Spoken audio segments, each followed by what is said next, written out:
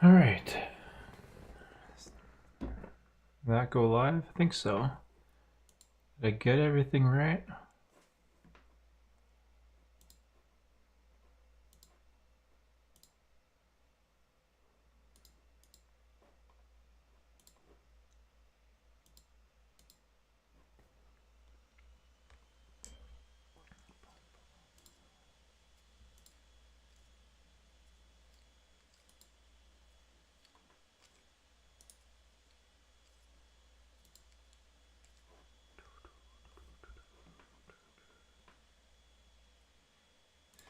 All right.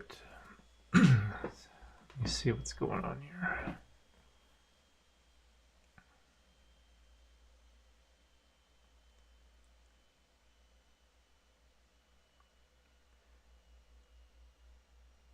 I wonder if there's a better way that I can monitor the stream.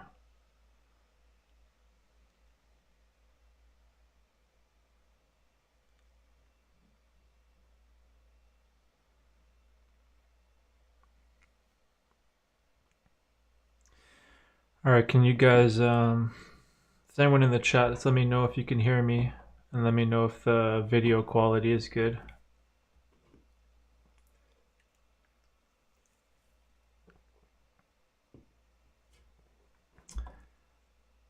Oh, I can make this full screen. Whoa.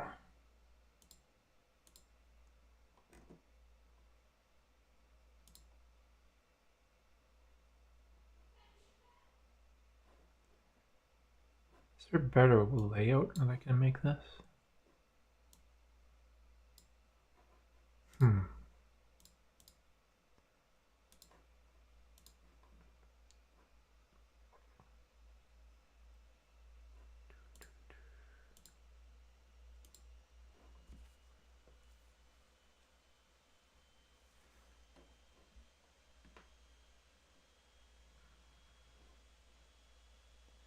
Okay, hopefully this new setup works a bit better than the last one.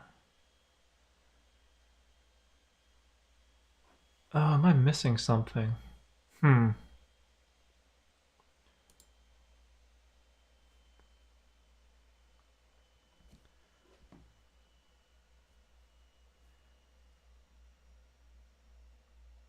Okay, good. I got the notification.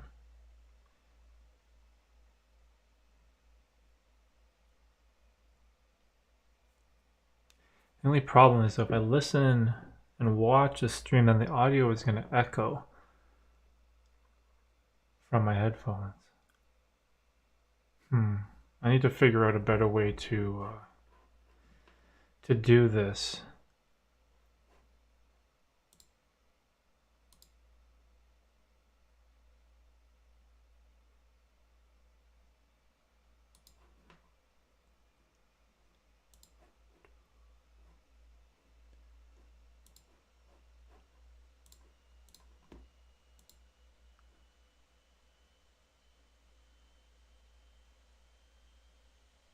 Hmm.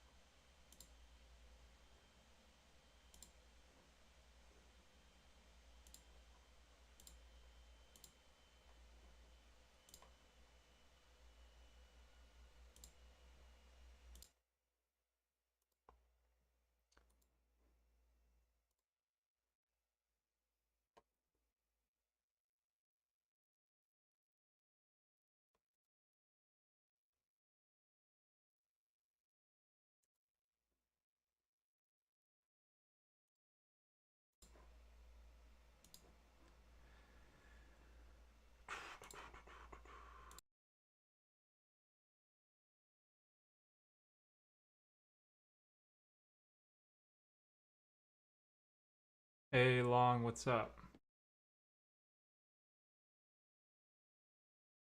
Having some issues. My audio, I don't know if I need to figure out a better way to monitor this.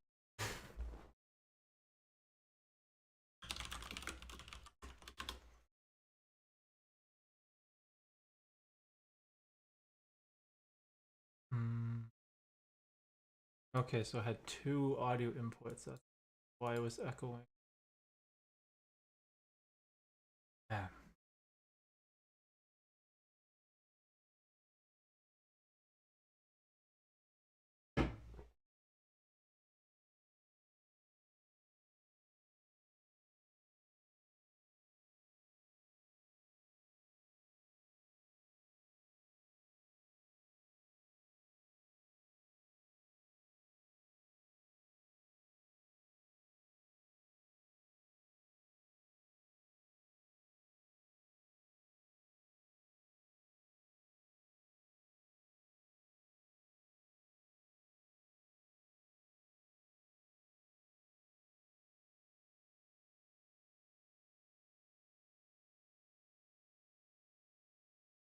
Hey, pause creative. What's up?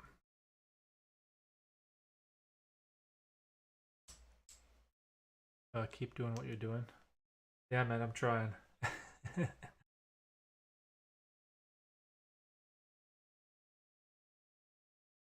uh,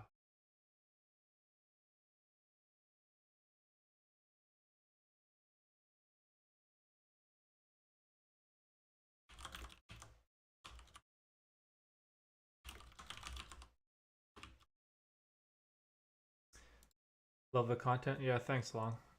It's been trying to put my best effort into all the videos and content that I create. I'm still definitely learning this whole live streaming stuff, so bear with me. I'm struggling here with all these settings. Oh man, I'm missing something.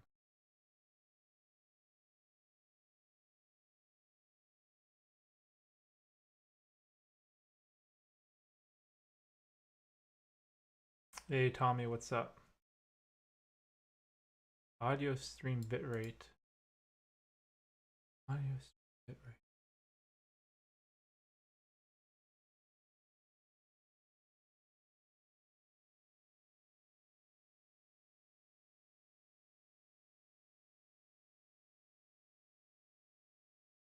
The video and audio sounds good to me. Okay, cool. Thanks, Tommy. I'm still trying to figure out like how can I how can I monitor the stream and like listen to the audio without it like looping within my headphones so you guys don't hear it twice because that's like so annoying, right?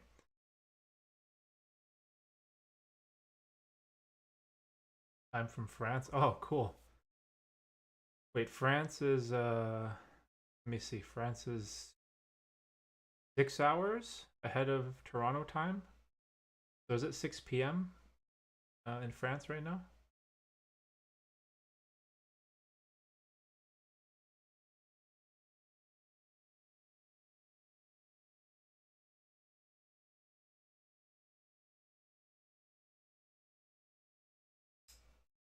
Maybe. What if I open?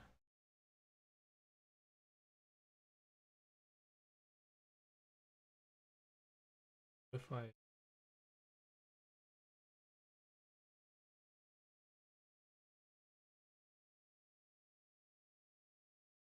Okay, that's definitely not.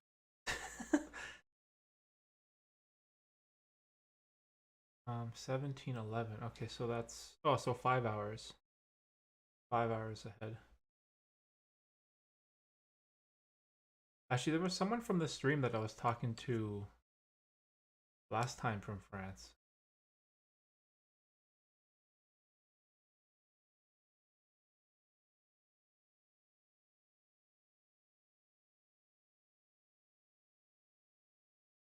Okay, I think I'm good now. I think everything seems alright on my end. So we'll wait a little bit to see if anyone let all the other people come in, or if anyone else is gonna come in to join the stream. I think last week for the no, 2 weeks ago for the first stream, we had about I think it was 7 or 8 people in the live stream, and it was pretty good. We got into a really interesting conversation when it came to productivity and some ideas that not only that I had, but some ideas that other people had too when it came to being more productive.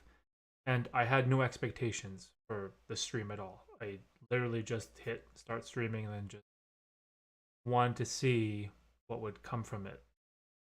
And we actually got a really well, I wouldn't say thought out because it's like in the moment, but like the conversations we had were really good. So I figured I would keep doing the live streaming thing, even though it kind of makes me a little uncomfortable. Because again, it's something new, right? So of course, it's not going to be easy the first time. So I did. I don't know if you guys saw, but I put up a poll in my community tab asking for some topics to stream for, or some topics to talk about for this stream. And I put motivation, camera gear, and health and fitness. So I got 18 votes back, and 56% of the people wanted to talk about motivation. So I'll make this stream not only about motivation, like we can talk about any different kinds of subjects, as this stream is mainly going to be an AMA, right? So if you guys have any questions for me about any other subjects outside of motivation, like, that's fair game too, right?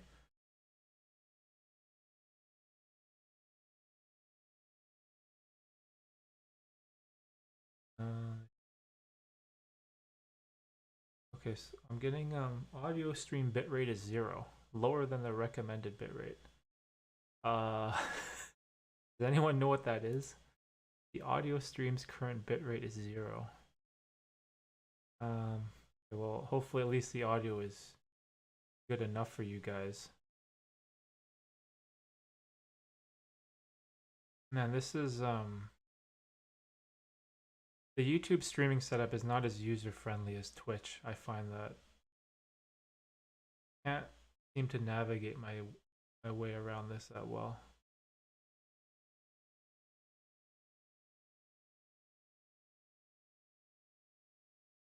But yeah, in the meantime, do you guys have any questions for me?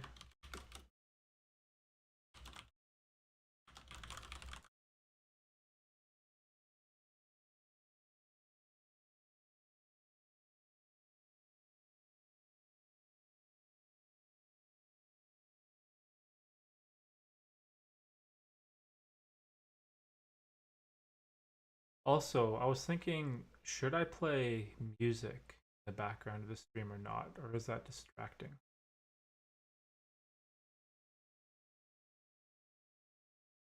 That's another thing that I was thinking about.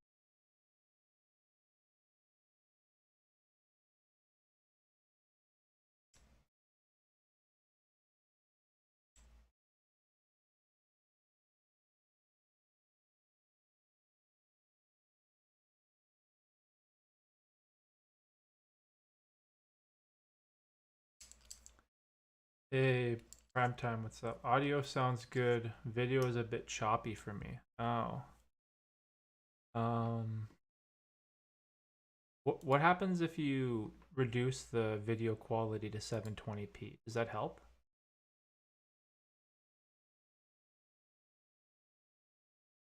Why did you start making videos? Oh, that's a good question. So, to be perfectly honest, I think it was in the beginning of 2019. I bought a GoPro Hero 9, I think. The GoPro that has the built-in stabilization, like the hyper smooth, so you don't really need a gimbal for it. And the main reason I bought it was, like everyone else, to create like these short videos about going on vacation or going swimming, like live action type of stuff, right? And what ended up happening was I absolutely loved like the whole GoPro like functionality and the experience of making videos. And I kind of always had this passion for YouTube, but I never had like a niche that I was comfortable with talking about.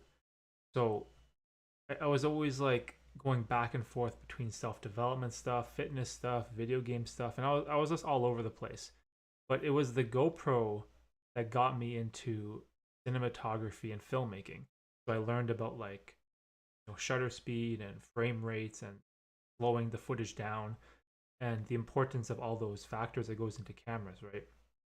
And I just slowly transitioned from like using my phone and using a GoPro to buying my first mirrorless camera, which was a Panasonic G7. And that's like an entry level, I think $500 mirrorless camera. And I outgrew that thing, I think in, I'll say 2 months, maybe 2 to 3 months. It's a decent camera to start off with, but in terms of like the functionality compared to the more recent cameras, it's very limited, right? Because the camera I bought, it was probably like a 7-year-old camera at the time. And then my friend Brian, who's in the chat right here, he um he got me into Sony cameras, and then that's when I really got into like the storytelling, the filmmaking, and like the documentary style of videos that I create now. And there was a film festival in Toronto that we went to in August of 2019, I think. And there's a whole bunch of these content creators that made these short film documentaries. And I was in the audience supporting my friend Brian because he had a piece that was being shown there. And I got completely inspired by like everyone that was there. There was a wide variety of videos that were shown, and it was like from not just small creators, but like some big YouTubers as well. I think that guy Chris Howe was there. Peter McKinnon's friend. I think he's Peter McKinnon. Whatever. He had a video, and his girlfriend had a video, and there's all these just like creators that were sharing these amazing stories, and it just like inspired me. And I was like, I want to do that, but is a GoPro good enough to do that? I was like, I don't know because it's so limiting, right? And it wasn't until I like got deep into the mirrorless camera community that I started to take like the whole YouTube stuff very seriously. And it's not just creating for the sake of creating. I was creating because I loved it. And there's so much passion and joy I have from just like talking about whatever the topic is, whatever video it is, like the content creation itself for me is what brings me joy. And that's when I knew like this is something that I should pursue long term, because I discovered that like passion for filmmaking, storytelling. And you can tell by my videos where early 2020 the quality is not very good, right? To be perfectly honest, whenever someone starts a new YouTube channel, the quality is, it's a little rough, right? Because you're still learning.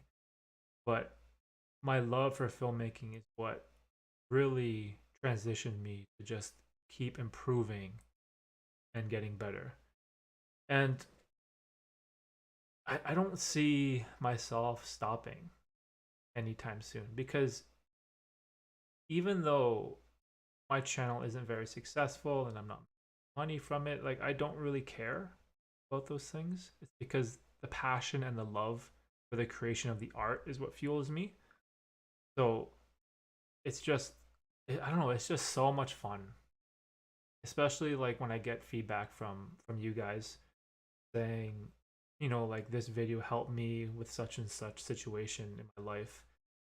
And like that makes me genuinely happy, right? Like connecting and affecting and reaching people makes me happier than any number of views or subscribers or watch time or whatever. What, name the metric, right? Name the stupid. Like that's not why I'm doing this, right? And so discovering like my true passion and joy, I think that's something that I would love to spread, spread that message and idea to other people, and especially those that want to pursue, creative endeavors out along the way. And it doesn't have to just be YouTube, right? So like I started like a, just like a podcast for fun, and just talk to like whoever, and just promoting other creators' work without any expectation or any without expecting any compensation in return, right?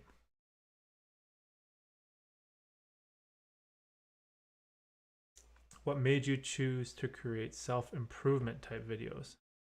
Oh, prime time with the good questions. Hold on, let me think. What made you choose to create self improvement type? I think for like the past 5 years or so, self improvement or general self improvement is something that I kind of just discovered by fluke by going to the gym and wanting to like, get stronger and improve my diet. I just randomly stumbled upon the world of self improvement. And I got into like intermittent fasting and cold showers and all these things, meditation, mindfulness, gratitude, journaling, and stuff. And what I realized is when I started YouTube, I was making videos about basketball, StarCraft, and like computer um computer gear and like poker. Like I had these niches that were so unrelated and I was just making all this random content. And my knowledge was spread so thin amongst those four different things where YouTube you kind of have to be a master of one topic, right? You have to have like a specific niche that you're very knowledgeable about and that's what you can create your content on, right? And I realized like, hey, I've been going to the gym for like, 2, 3 years now. I've been doing fasting a year. I've been doing cold showers for 3 years. And I was like, oh, okay. Like there is a lane for me on YouTube to share that type of content, right? And I didn't even know that self development videos was a thing because I never really searched for them on YouTube before. But then I saw a few other creators that were creating self development and self improvement content that really resonated with me. And I was like, oh, that's what I want to do, right? Like that that was the second like epiphany that I had where I was like, okay, I'm getting into cameras. I love YouTube. And oh, I've been doing all this self-development stuff for a couple years now. So I have knowledge in that niche, right? So I kind of just putting it all together was just like the icing on the cake. And and you know how it was for me in the beginning and I struggled. I create all kinds of different content, right? Let's see. Pretty My dad's a photographer and he uses cam. Oh, that's amazing. Oh, that's pretty cool. So Tommy says his dad's. So my dad is also a photographer, who and he uses he used to use Canon in like the early '80s, like 1982, or like even before I was born. My dad was like a photographer with Canon cameras, and I still have his Canon camera here. Hold on.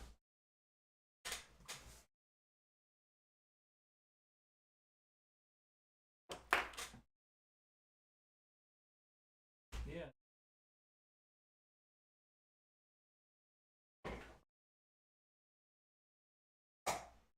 We have this beast.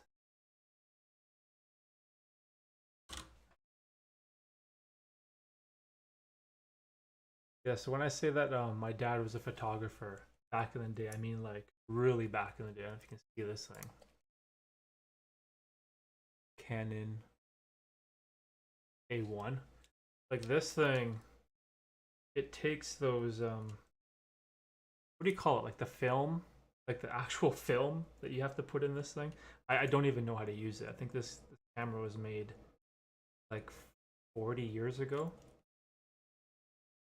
But for whatever reason, he kind of kept it, and I was like, "Wow, that's cool. Don't throw that away. I want to like that thing. Put this somewhere." Oh my, yeah, yeah. This thing's like an antique, right? I'm. I want to. I want to learn how to use it though, because I think because everything is going digital now, right? Like we have our phones that have like these amazing cameras. There's mirrorless cameras and all this crazy technology now that I feel like there is value in like the old way of doing things, analog, like getting the film strip and like having to go to a store to get it developed in one of those rooms. Like I don't know that for whatever reason that kind of appeals to me, you know. But unfortunately, I have no idea how to use it. Like, like I'm assuming it needs a battery, right? Because the shutter is like a trigger, right? It's like a manual trigger. So this thing probably needs a battery. And then I don't even know how to open it. Like, how do you even open it to get the film out? This is like, because this thing, I don't know if you can see this, but this should pop out, right? And then, what is that? Yeah, I don't know. Whatever. But yeah, that's on this is on my to-do list. My future to-do list of creative endeavors.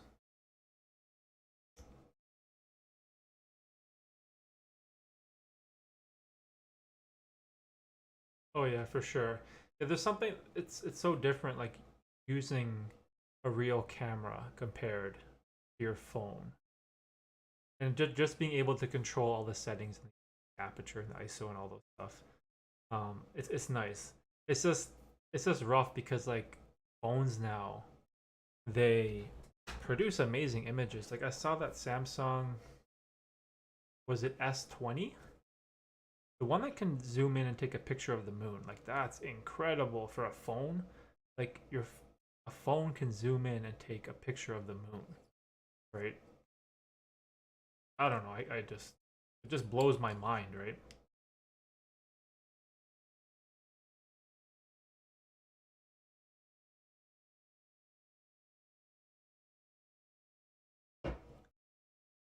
Oh, where are you from, Tommy?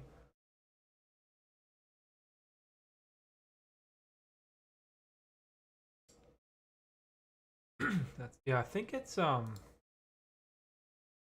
Samsung S20 Ultra. I think um moonshot.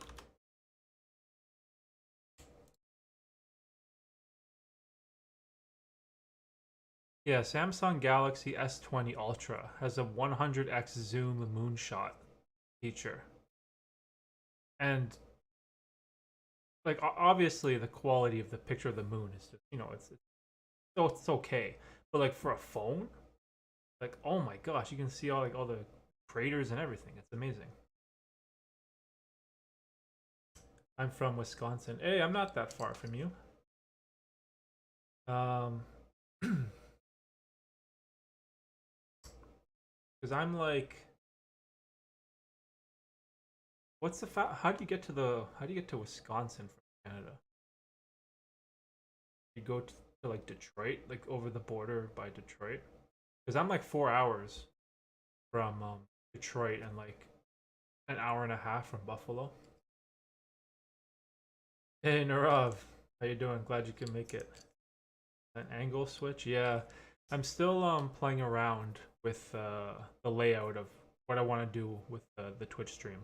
Last time I just took my laptop and stuck it on a table and just had my camera on a tripod like right above, and I didn't really think too much of it. But this time, I don't know. I want to be comfortable, right? I just want to like use my desk and sit in um, my room where it's comfortable for me to record, right?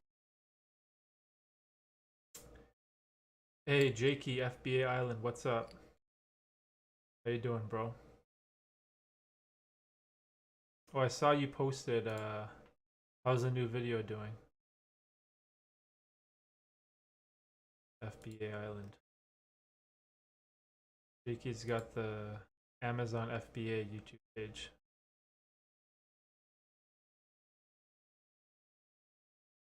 Pretty good.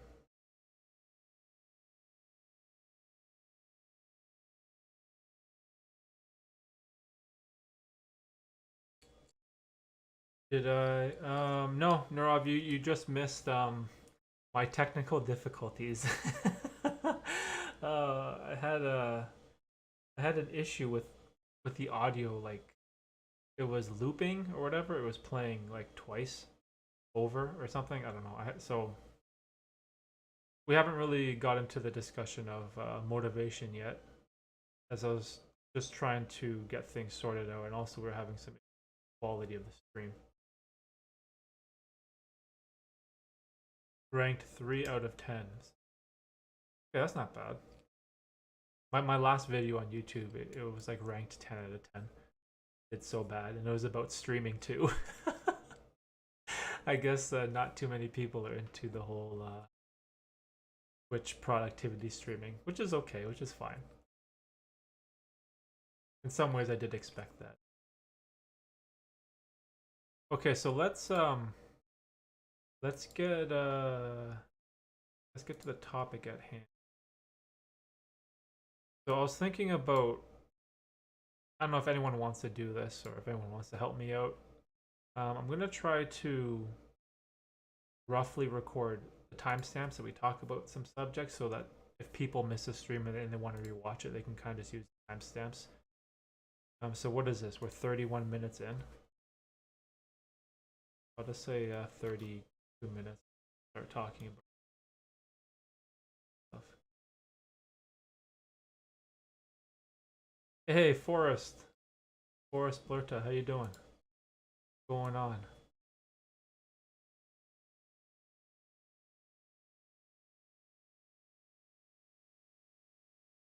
Oh wait, Forrest, you were here for the first stream.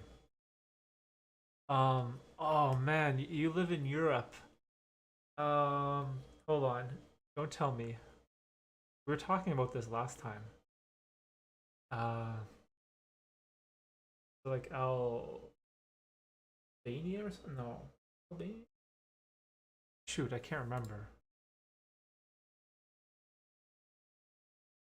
Uh, no,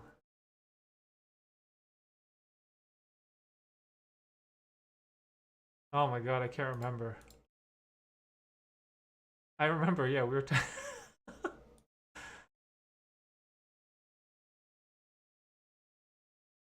um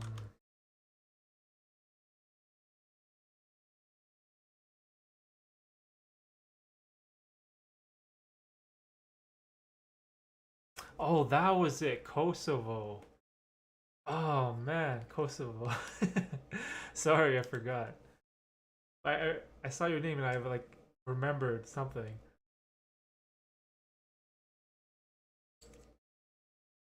Hey, Gasper Marin, how you doing?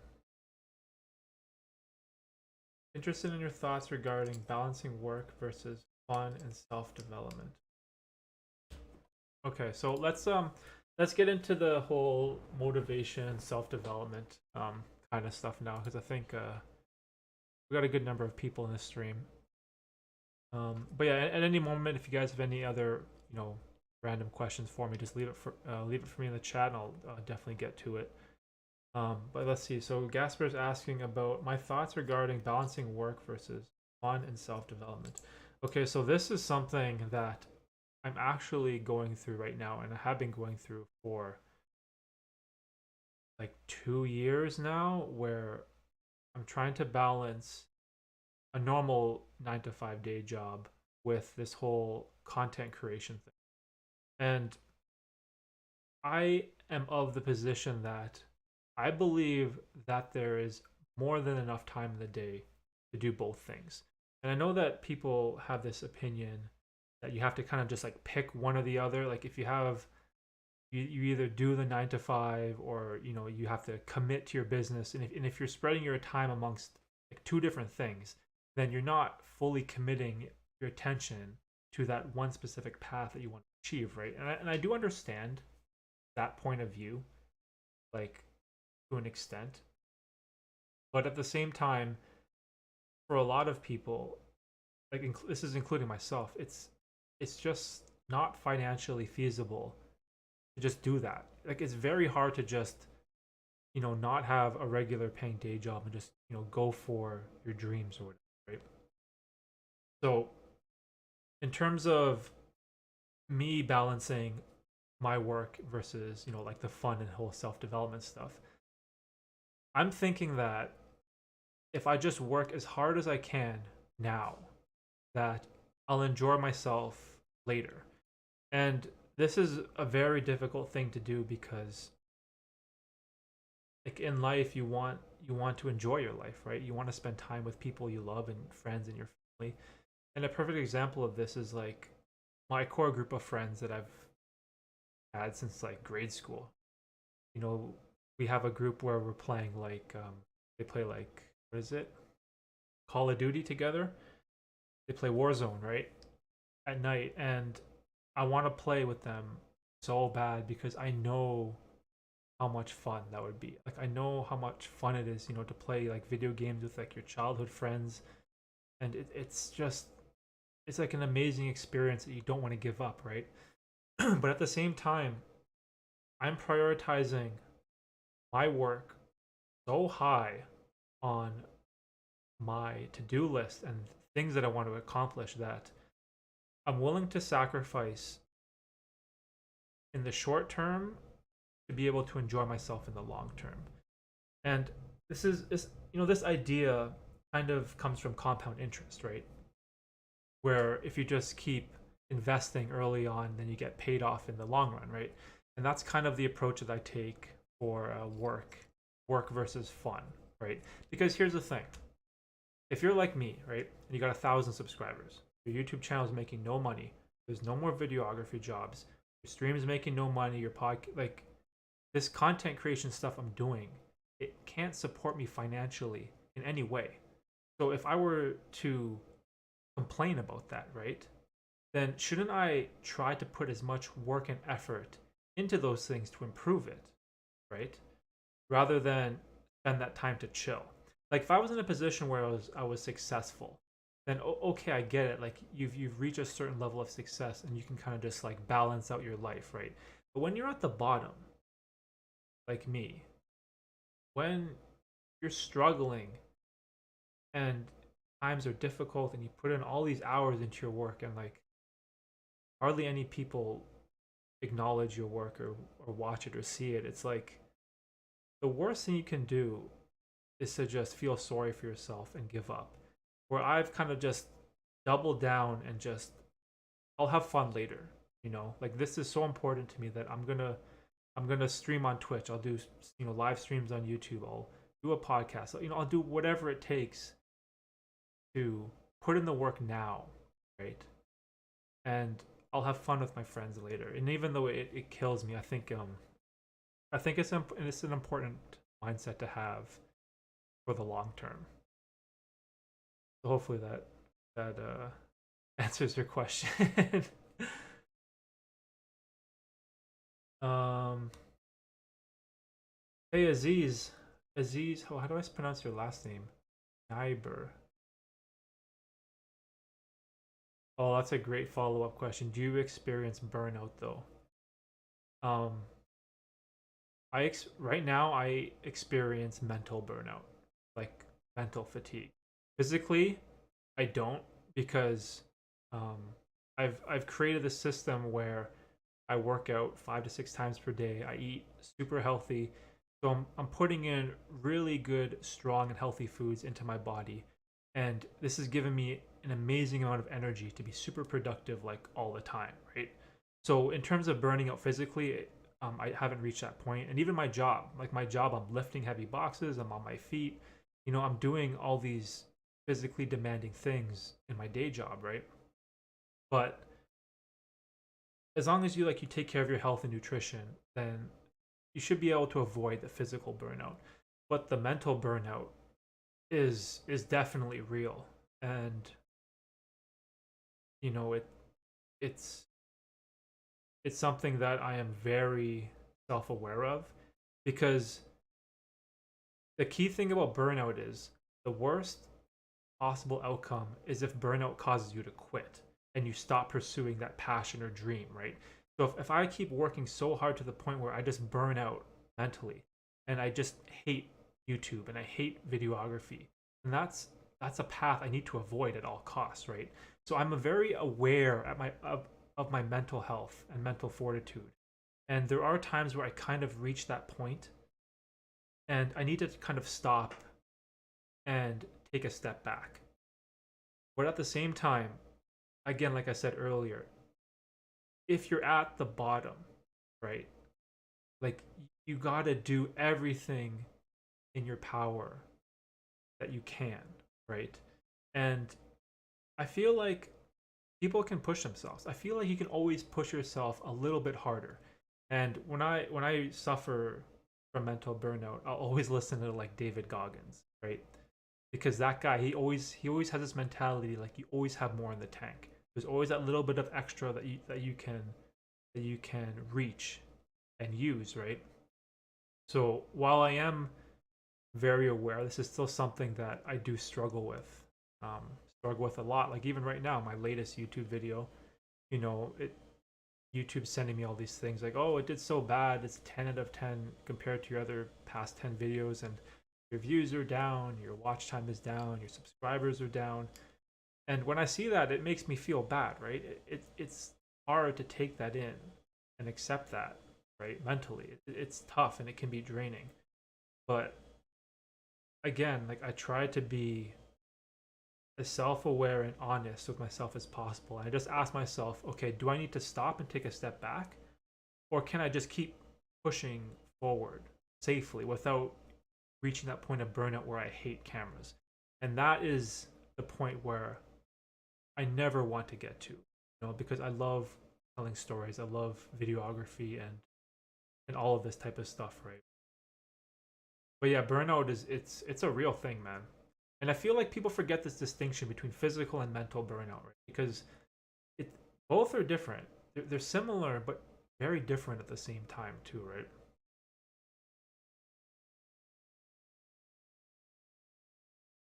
Hey Aziz, that's awesome. You're my favorite YouTube creator. Wow, really?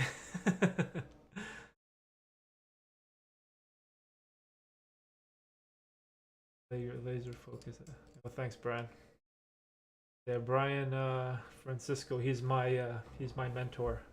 So any of this whole videography stuff, or things that I know, or any effects, it's all things that I've learned, um, basically through Brian's teaching, which is another thing that that people don't really talk enough about, like having like a mentor, right?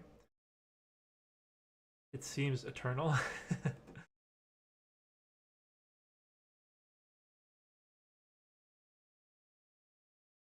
How do you manage your job overtime with a side hustle?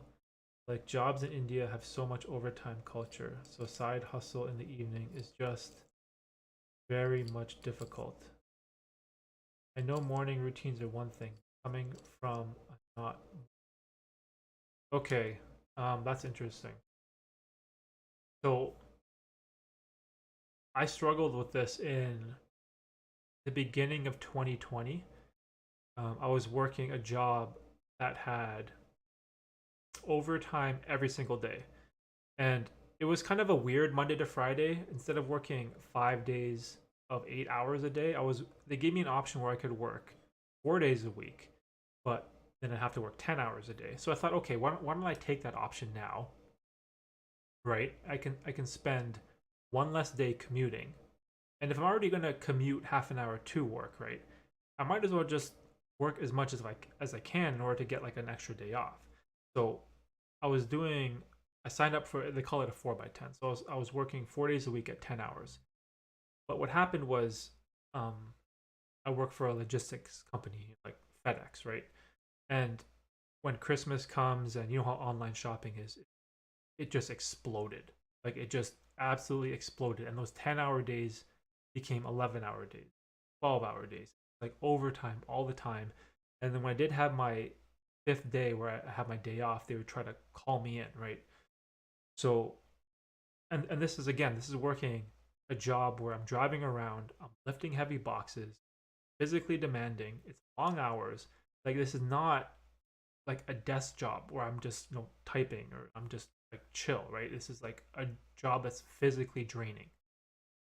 And I was trying to do that and build this my YouTube channel at the time, right? And so this is beginning of 2020. So like to give you some context here.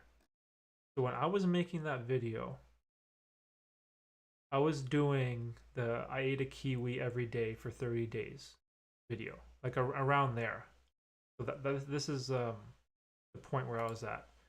And what I did is I had to do I had to use all 16 hours on Sunday and Saturday all for YouTube. And it would be like Saturday is the whole day is writing and filming video ideas and like going out and shooting B-roll and getting all the clips. And then I would just spend 16 hours on Sunday editing from 8 in the morning until like whatever, 10 p.m. or midnight until I slept. And I was so dedicated to my dream that like I wasn't gonna let the hustle culture of like my 9 to 5 day job like derail me, right? But the problem is that just simply isn't sustainable, right? If you're working 48 hours a week and you're working 16-hour Saturdays and 16-hour Sundays on this YouTube channel, I was just like destroyed by the time Monday came around. Like mentally, physically, emotionally, everything. Like I gave everything I had and I was just I couldn't do it anymore, right? And just like how I think it was Gasper. Yeah, Gasper was mentioning burnout, right? That was like a point of burnout that I reached. And I did make a video about burnout. And what happened is you need to make a choice, right? Is there a way that you don't have to work 48 hours, right? Is there a way you can kind of cut it back to 40 and just work a normal 9 to 5, or can you work like um 35 hours, right? Like, are there any options at your job to do that, right? And so, unfortunately for me, there wasn't really any because there's so much work that they didn't give any of us full timers a break, right? And so, eventually, I made the decision to drop down and go part time. Now, the thing is, if you go part time, instead of working 48 hours, I'd only be working, like 25, 30 hours. So I was willing to sacrifice financially to free up time. And this is a very hard decision to make because I have a mortgage, right? I have a house, I have property taxes, I have all these unbelievable amount of bills and expenses for where I live, and I have a newborn, right? So someone making the decision to go from full time down to part time to work on a YouTube channel that's making no money seems crazy, right? It seems absolutely crazy. And all my coworkers were like, "Why would you give up your full time job? Why would you make the decision to drop down to part time? That's so stupid, right? You're giving up all this extra money, and you won't be able to afford all these other things." And I was like, "I don't care. I'll make it work. I'll stop eating out. I'll stop buying new clothes. I'll stop buying new camera gear or new shoes or whatever. Name the thing. I'm just gonna reduce my expenses as much as possible in order to maximize that free time that I had."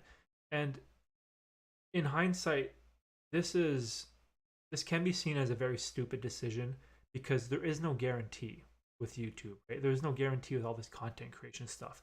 And even now, it's March 2021, right? So like a year later, I'm still making nothing, right? But I'm willing to sacrifice like the ability to go out to the bar and buy drinks with your friends. I'm willing to sacrifice not getting a PS5, right? Or not getting a new Xbox or a new TV or a new car. I'm willing to sacrifice all those things if I can just free up that little amount of time, right? So instead of working overtime at my job, like 40 hours, 48 hours a week or whatever it was, now I'm in a place where it's more reasonable, where it's like 25, 30 hours. And even though my paycheck is so much less, I've never been happier. Like, I am so happy now with where I'm at that the amount of time that I've gained is so much more valuable to me than any extra paycheck or any extra $100, $200 or whatever criticism that I get from my coworkers, friends, or family. Like, I don't care because the happiness that I have from the time to do the things that I love, spend more time with my daughter and spend more time with my wife and just, do things that I love. Like, that's what's important to me, right? Not some paycheck to buy some monetary things or some materialistic goods just to what? Show off to who? Like show off to your friends that you have a cool car or like nice clothes or designer clothes. Like I just don't care, right? And I went to a store and I bought like shirts like this from I think it was that Japanese store Uniqlo. They're like $10. I bought like 10 of them, the same color, right? And so and ask your friends like the next time you see your friends, ask them what was your outfit the last time you guys chilled, and I bet you they won't even remember. Like even your closest friends, they don't care about what you wear, right? Like if they're truly your friend, they're your friend because they enjoy you, your personality, the person you are, right? And I feel like this materialistic part of society is a huge trap that can burden people. And I feel like if you have the courage, right? And if you have just the tenacity to be able to sacrifice other things for what is truly valuable to you. And if that is going to make you happy, that is so much better than whatever Nike t-shirt or Gucci bag or extra paycheck or whatever, right? So, but again, right, this is still a very dangerous thing for me to recommend to people, right? Because especially now in our world, right, like things are very expensive, right? So, and especially, social media and TikTok and Instagram and YouTube and Twitch, these are all extremely saturated platforms, right? And the competition has never been higher. So it's very difficult to break through now as compared to like, I don't know, 2010 or 2011, right? So, but I still think at the end of the day, if you can find a way to do what you love, and if you can find a way to do things that make you happy, that is more valuable than any, you know, social acceptance from whoever, right? So at least that's just how I feel. I don't know. We'll see if we'll see if I have the same perspective 1 year from now, if I'm still struggling to pay my bills or whatever. But I'm at a place where I'm okay with where I'm at.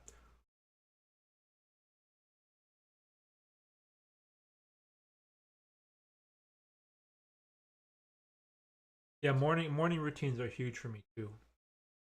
Um, I never was a morning person. I used to be a guy that would stay up until 4 in the morning playing video games like StarCraft and playing poker, and then I'd wake up at like 1 p.m. Like that was my life for like 10 years. So I do believe even if you aren't a morning person, you can still change those habits too, right? Like if you want to be a productive morning person, then you can do it. Like you can find a way to change your habits and change your routine. Now I don't believe morning routines are the end all be all when it comes to like trying to be more productive, right? It's much more nuanced than that. Like I know a lot of people that are they're more productive being at night, right? So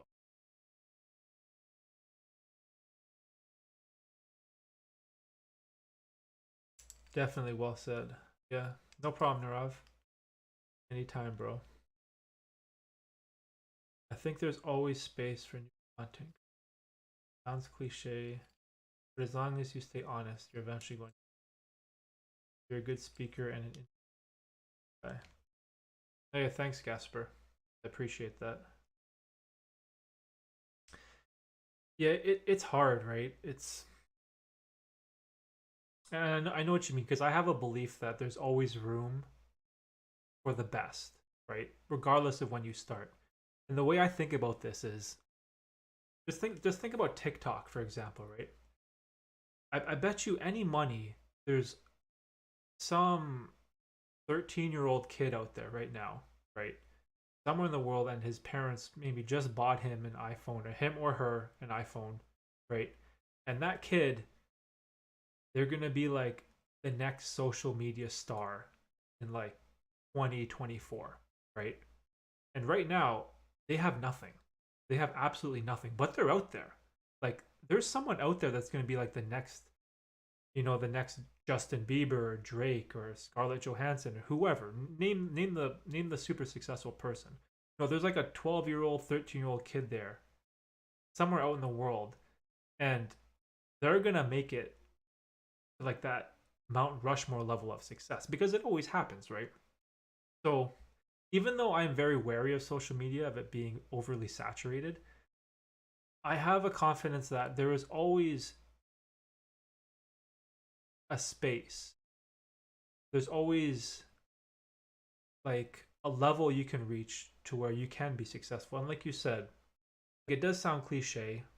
And I think my avenue to reach that level that I want to achieve is through being honest, right? And sharing my own personal experiences because I realize that's the most valuable trait that I have is like, I grew up in the 90s and now I'm 36 and I've like gone through so many tough times when it comes to, failing university and college and going through so many different jobs and struggling, to find my purpose and passion in life for so long. And, I feel like this is something that hopefully I can help and inspire someone else, right?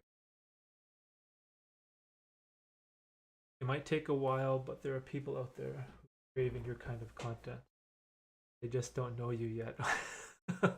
Oh man, that's really kind of you. Yeah, it's I try not to let that get me down, right? Because I know a lot of people, especially content creators, it can feel like soul crushing when you're just creating work that no one really cares, no one watches and no one finds, and you're stuck behind this algorithmic barrier that's created by Google that it's artificial and you have to try to get over that hurdle and it's out of your control, right? Like you can't do anything about these algorithms, right? So I think as long as I'm focused on my purpose, the end goal, and reasoning, then I have faith that I'll achieve my goals one.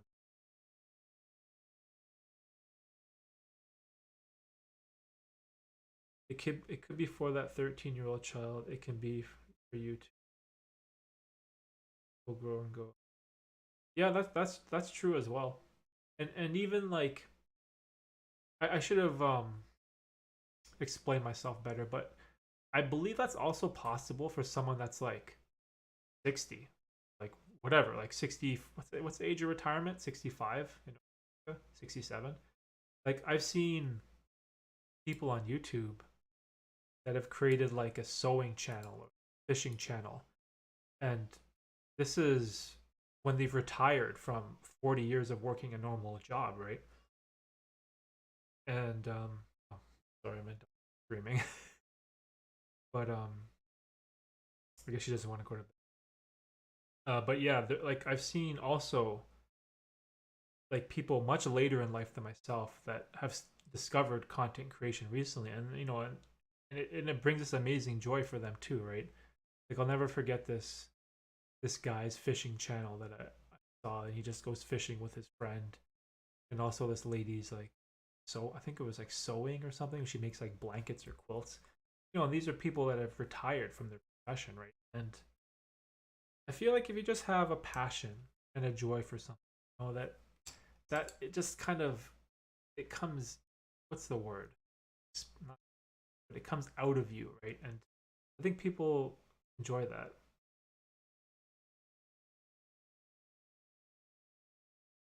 Hey, Adam Jones, what's up? Wondering what your reasons are for this productivity lifestyle. Do you have a specific goal in mind that you'd like to reach? Oh, um, yeah. So this kind of ties into motivation, right? Like what is my motivation behind doing that, right? Um, so I kind of have two two specific reasons why to answer your question. The first is time. Um, recently I've realized that, I'm 36 years old, right? So how many good years do I have left in my life? Like the average age in Canada, our life expectancy is what, 81, right? So I have 45 years left on my lifespan if I live an average life, death. And out of those 45, how many of those years are going to be good years? Like no one knows. So I'm like, man, time is the most valuable resource that we have, and I don't want to waste it anymore because I wasted so much of my time just procrastinating, just playing video games all the time and playing basketball and just doing like nonsense with my life for so long, right? Just and then like chasing money. Like I had all the wrong priorities in life. Like every cliche mistake that a 19-year-old, 23-year-old can make, I made all those things, right? And I've realized that like time is what I value the most. Right? And I want to spend my time with the people I love and doing the things that I love. And that has to include work, right? I want to be able to love my work and have passion for my work. And not just a job that you like. I think some people settle for a job that's easy and they like it, and it's good, and that's fine. But I feel like I want to go after what I love and not what I like. Like I like my day job right now. Like it's not bad. I get a good workout in. I see, I meet a bunch of new people. But that's not my passion and love for life, right? Like that isn't what gives me passion, right? And so the reasoning for this whole productivity lifestyle is like, okay, I'm 36. I wasted so many years. I'm not gonna waste any more. Like I don't care. Like I'm so sick of just I wasted my time, right? And I have to do everything in my power to make up for all my shortcomings as a human being, right?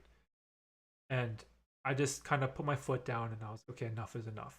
And I just got into I went deep into like productivity, time management, self-help, self-development, all those type of things. And the motivating factor was time, right? And I want to and the goal that I have in mind is I gave up on monetary goals, right? I gave up on that. Like of course I would love to be able to do this work and have it support me financially, right? If that happens then cool. But like I'm just so focused on I just want to do what I love, and the end goal is hopefully if it can, you know, make me get to the point where I can quit the job that I don't want to do, then that's more than enough. Like I don't care about becoming a millionaire, I don't care about a six-figure income, like none of that. If I could even just make like what would I need to just cover all my bills? I don't know, like $40,000 a year. Like if I could even just make that, I'd be ecstatic. I'd be so happy just to do what I love. And I realized that like because I wasted my time for so long, I need to adopt this productivity lifestyle in order to get onto the right path, right? In order to achieve these things that I want to achieve, right? And I don't know, it's kind of tough to answer this question honestly because deep down in the back of my mind, like I do care about money, right? Like everyone cares about money because you need to be able to like support your family, right, and pay for food and shelter. Like it's always there in your mind, right? But I don't want that factor to be the determining factor for my actions, right? I want it to be part of the equation, but I want it to be a smaller slice of that pie graph, if that makes any sense.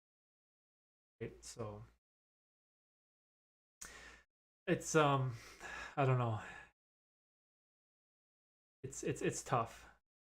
But if I had to give you an answer in terms of like a financial goal or like where I want my channel to be.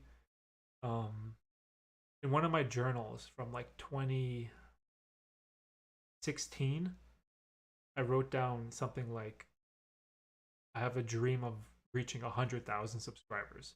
And now I know it now that that dream is like a kind of like a foolish thing to want, because 100,000 subscribers, that doesn't really mean anything, right? It's this weird artificial form of success that people believe will make you happy because you get that, like, that YouTube plaque thing, which which is cool. Like, don't get me wrong, that, like, that's amazing. But like, to live your life the purpose of reaching a specific number of subscribers, I think that's a mistake, right?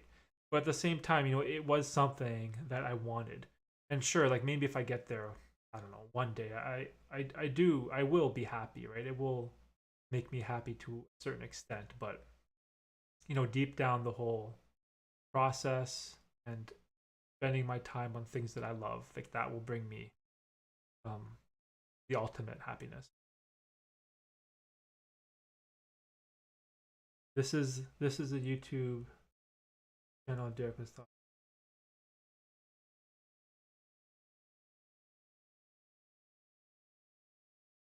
Oh yeah, Brian, what's oh yeah, the YouTube channel that Brian's saying is it's sew something, right? So it's about sewing. If you posted a link, Brian, I don't see it. Maybe it got blocked. Oh, so very easy. That's it. Right? Hold on. So very easy. Yeah, that's it. 100. Yeah, the link didn't get shown. It got blocked. Yeah, this. So this is the YouTube channel that Brian is talking about. It's like this lady that just discovered quilting or something, and it's just like, I think that's so, that you could find that later in life. Thanks for the reply. Yeah, no problem, Adam. Hi, man.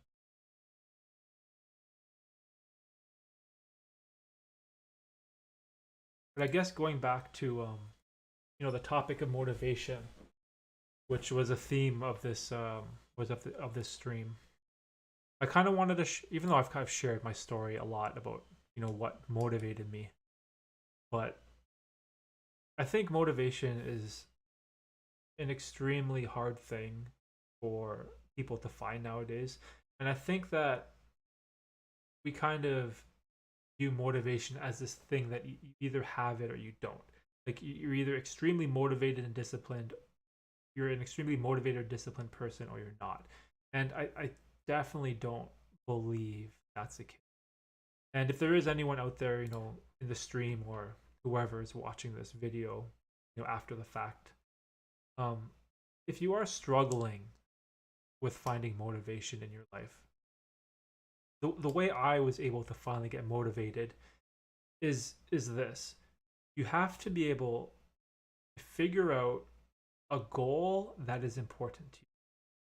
Like, you need to figure out what you want to achieve, because that specific goal is what's going to motivate you, right? And if you go through life just floating and drifting and just going with the flow, and you don't have any goals or dreams or ambitions, then it's going to be extremely hard for you to be motivated to do things, because you don't know where you're going, right? And I'll never forget this speech that Arnold Schwarzenegger had once, and he said that you need to have a goal so specific, because if you don't, then you're just like the captain of a ship that's just steering the boat all over the ocean, and you don't know where you're going to go. And if you don't know where you're going to steer the ship, you're just going to end up nowhere, right? So Arnold was huge on setting goals, and not just like minor goals. He said that you got to create goals, like massive goals, like goals that you would think are almost out of reach, right? Like, you don't want to set like these small goals, like, I don't know, I want to get a, I don't know, like a regular job that has benefits, something. Like, yeah, that's like a good goal to have. It's nice to have a job with stable income and benefits. Like, you want to have like like huge goals, right? And once you do, and I noticed this firsthand, your brain kind of goes through this weird phase where it charts out like all these points in your mind. And let's say your end goal is like point 100 on this like sporadic graph, right? And you start at zero. If you know where you want to be, if you know where that point 100 is, then that point 2, 3, 4, 5 will start appearing for you, right? And for me, it was like I have this goal and dream of being a content creator, YouTuber, or whatever you want to call it, right? So then point 2 was like, okay, learning a camera, audio, and next point would come up, learning how to speak better and tell stories. And your brain will create all these little mini goals in your mind of what you need to achieve. And then that's how you get there. That's how you get to point 100, right? And this is like what kind of Arnold is saying. And it doesn't matter if you have like the best plane or the fastest car, the most expensive boat.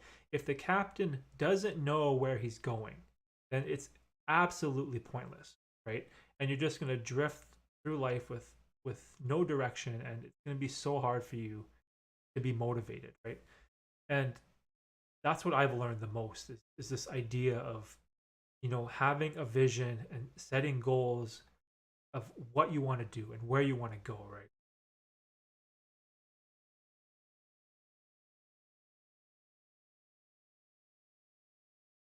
I like the way Goggins thinks about motivation. It comes and goes. Drive, on the other hand, is something deeper and more meaningful, which really helps to push forward when times get tough. Yeah, exactly. David Goggins is on the money there too. It does come and go because motivation is fleeting, right? It, you can wake up one day and be extremely motivated to do some things, and the other days you can wake up and be completely sluggish and not want to do it at all, right? Like it comes and goes in like these waves, right?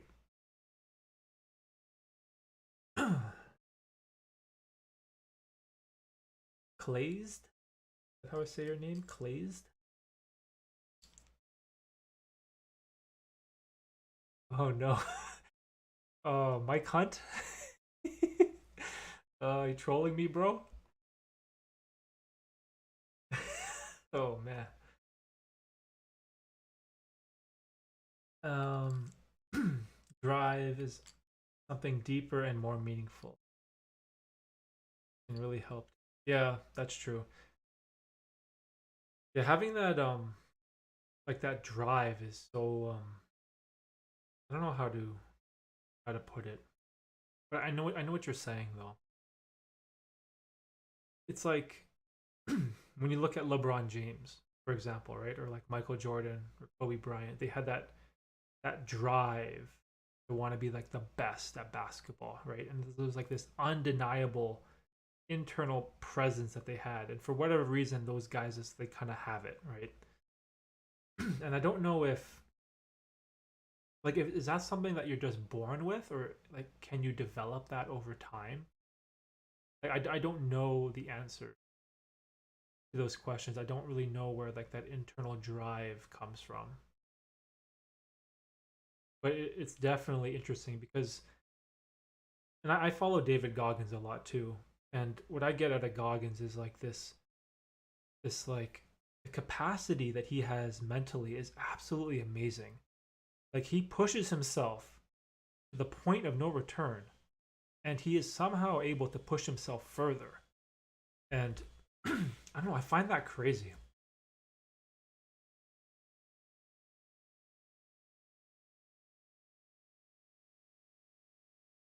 I remember there was a time where, what was it? I think Goggins was running, he was running a marathon, and I can't remember how many miles it was, but he was running for like, I think the goal was 2 days straight. And I remember him talking about how he was running for 24 hours, 24 hours in a row, right? Like imagine running for 24 hours straight. Like your body is going to be destroyed. You're going to have nothing left. Like your joints, your knees, your feet, like everything is just like at its maximum.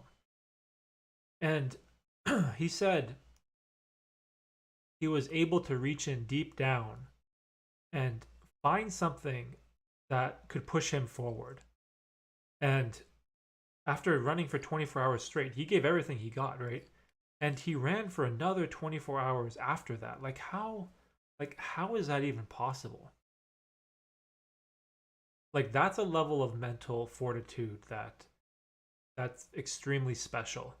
And I definitely don't think that's something that, you know, the average person can do.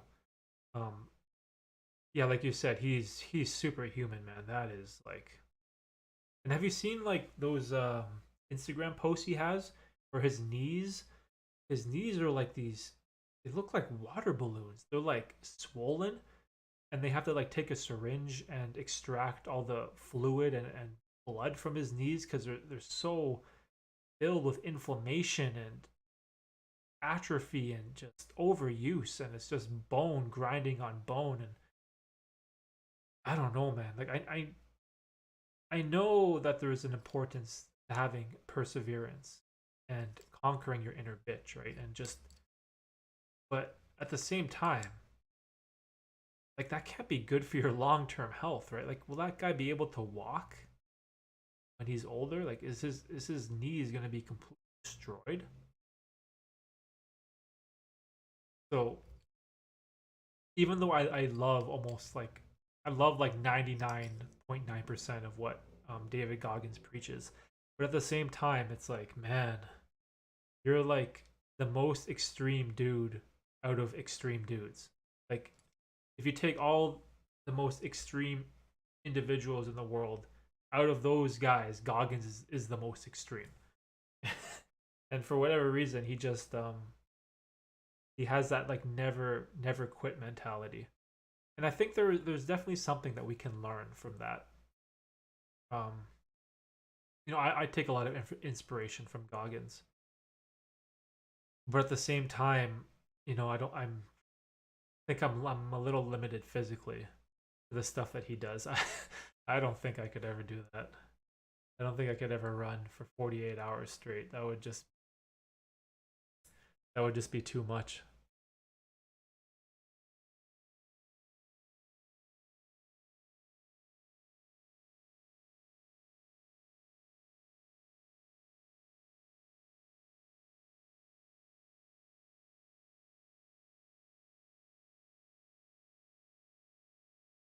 Oh yeah. What are some other things that keeps me motivated?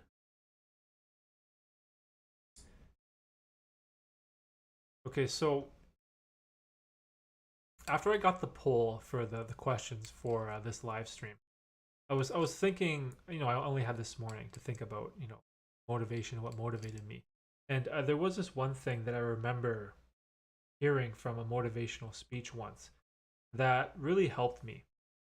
And I wish I knew who the speaker was, because I would love to give credit to the person that came up with this idea. But I just can't remember. But I'm gonna paraphrase this the best I can. The way this guy talked about motivation was, you need to be able to surround yourself with highly successful, highly motivated people. And now the problem here is that a lot of the times, this is including myself, you just don't know anyone like that. You don't know a David Goggins in real life. You don't know a Jocko Willink or a Joe Rogan or whatever, any of these people, Oprah Winfrey or Elon Musk, right? Like in real life, the majority of us don't know people like this, right? And so this guy's idea was that if you spend time listening to them on YouTube videos, listening to them on podcasts, and reading their work through books, then you are essentially spending time with them, because human beings are, we are heavily influenced by the people we spend our time with, right? Like think about like your friends, your parents, and your siblings, right? Like these people influence you so much because you spend so much time with them. And this guy's idea was, find those super successful people and s- surround yourself with their content, because that will also rub off on you. And I found this very interesting. um I found this like almost mind blowing because I was like, oh wow, because it felt like whenever I listened to like a podcast, like let's say I don't know Elon Musk or whoever, right? I felt like an observer, like I was just you know eavesdropping in on the conversation, and I wasn't really part of it. It wasn't really affecting me in any way, right? But if you notice that, but if you notice it, if you surround yourself with that level of thinking over time, it kind of like bleeds into you. And this was has been huge for me because I don't have any, close friends that are into self-development or are into like weightlifting or fasting or like there's I don't really know anyone in real life that's into this kind of stuff, right?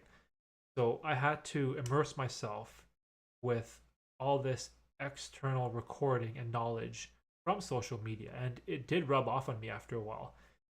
And this is something that I always like to tell people, if they're struggling in the beginning and they don't know how to get going and they don't know any people that are successful, they don't know they don't know anyone that they can get inspiration from to surround themselves with.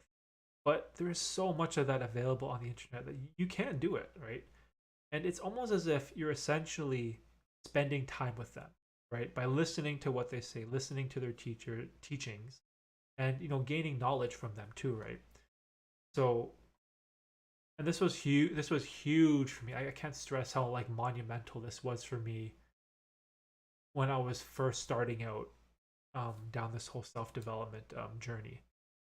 It was just finding guys like Tony Robbins, um, for example, Gary Vaynerchuk, Elon Musk, like whatever these super influential people, and just making them part of your everyday life and just like listening to some of their teachings and stuff, right?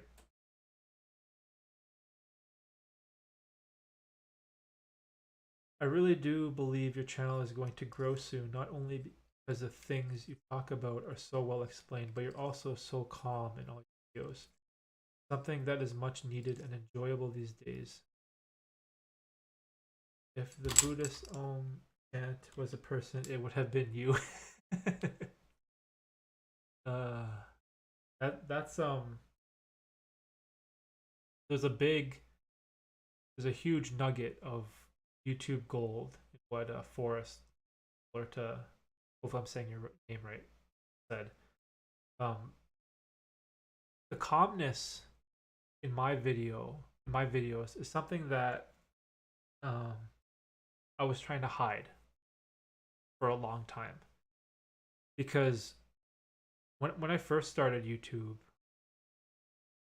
I thought that the only people that were successful were these high energy, super extroverted, entertaining people, right? And there's always this like perception that oh, you have to speak like this, and you have to be like super entertaining, and you have to speak loud, and you have to project your voice, and I was like, that's not me. Like that's not how I talk, right? The way I talk in real life is much more monotone, much more boring, right? Like, and I'm extremely introverted at heart.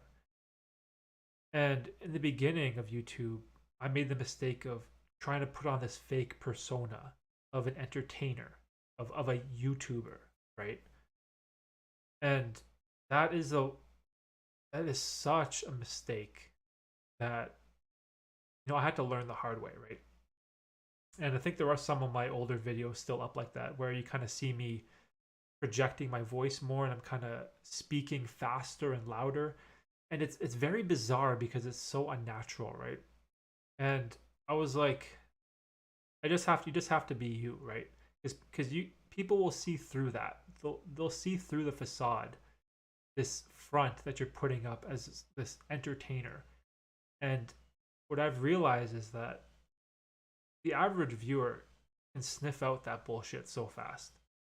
Like they can see that you're just pretending, right? And I was like, the only way this whole content creation dream of mine is going to work is if I can be myself, right? If I can talk how I normally talk, act like how I normally act, and just be the person who I am, right?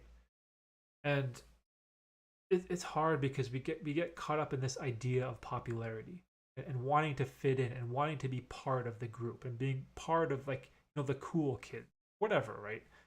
And I fell victim to that too as well. Like, I wanted to be accepted, right? I wanted to be successful. And I thought for whatever reason, you had to have this loud, boastful, brash persona to be successful on YouTube, right? And I hated those videos. You know, I don't I look back at those videos now and I cringe because I can see the fakeness. I can hear the fakeness in my voice too, right? And that's definitely part of the learning process. But now I can just be me, right? And it's so much more enjoyable. And I'm glad that, like, you guys can see that too, right?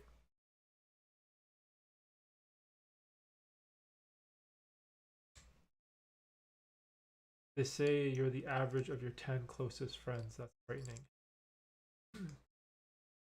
Yeah. See, like, and it's like the time, those people that you spend your time with, right? Like, they rub off on you. And I remember there's a quote kind of inverted to that where it's like, if you hang out with 9 losers, then you're going to be the 10th, right? Because those people that you hang out with, like, it's going to affect you whether you like it or not. And I believe that. Like, I believe that wholeheartedly, right? Because human beings, it's in our genetics, it's in our DNA to be accepted, right? And it could even go back to, like, the hunter gatherer, um, ancestors that we have, where if you weren't accepted in the group, then that means you would starve or that you would die, right? So this is ingrained in all of us. This need to be accepted in a community, and to be loved by other people. But at the same time, like, those same other people will affect you so much, right? And you'll go out of your way just to please them in order to fit in, which can also be very dangerous, right? So, like, the 10 closest friend thing, it's it's very eye opening, and I think about that. I think about that a lot, and I'm very mindful of who I spend my time with, and what type of content I consume, right? So, stay yourself is the most important. Yeah, exactly. And it's also like, I don't know, like, would it make me happy if I portrayed some kind of, like, Logan Paul persona? Like, would that make me happy? Like, knowing that I had to, like, put on this mask of a viral entertainer. Like, I don't know, that seems like it defeats the whole purpose, right? Of why I do what I do. And I don't know. It's just it's hard to wrap my head around that sometimes, because I get it, right? I get it, because, like, YouTube is a platform where if you want to be successful, you need to provide value, right?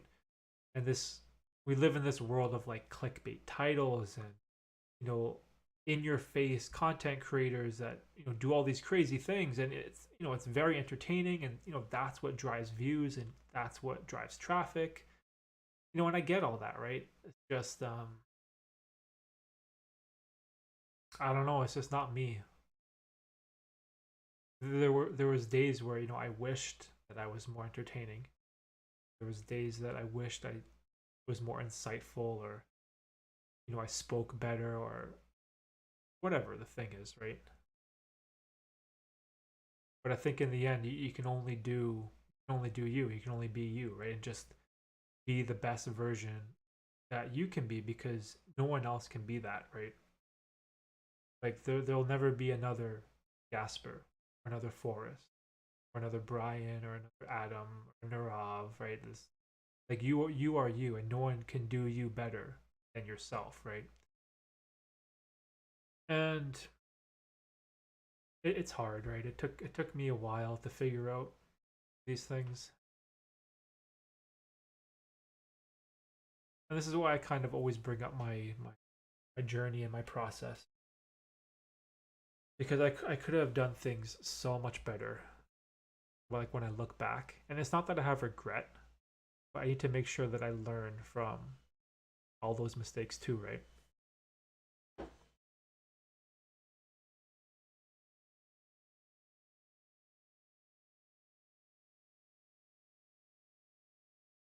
Let's see what else is going on here.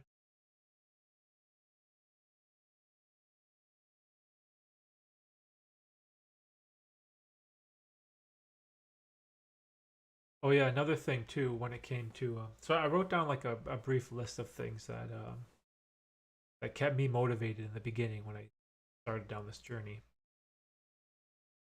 And I remember, I don't know when this was, but I came to this conclusion. Um, this Teddy is staring again. Oh, oh, you mean that?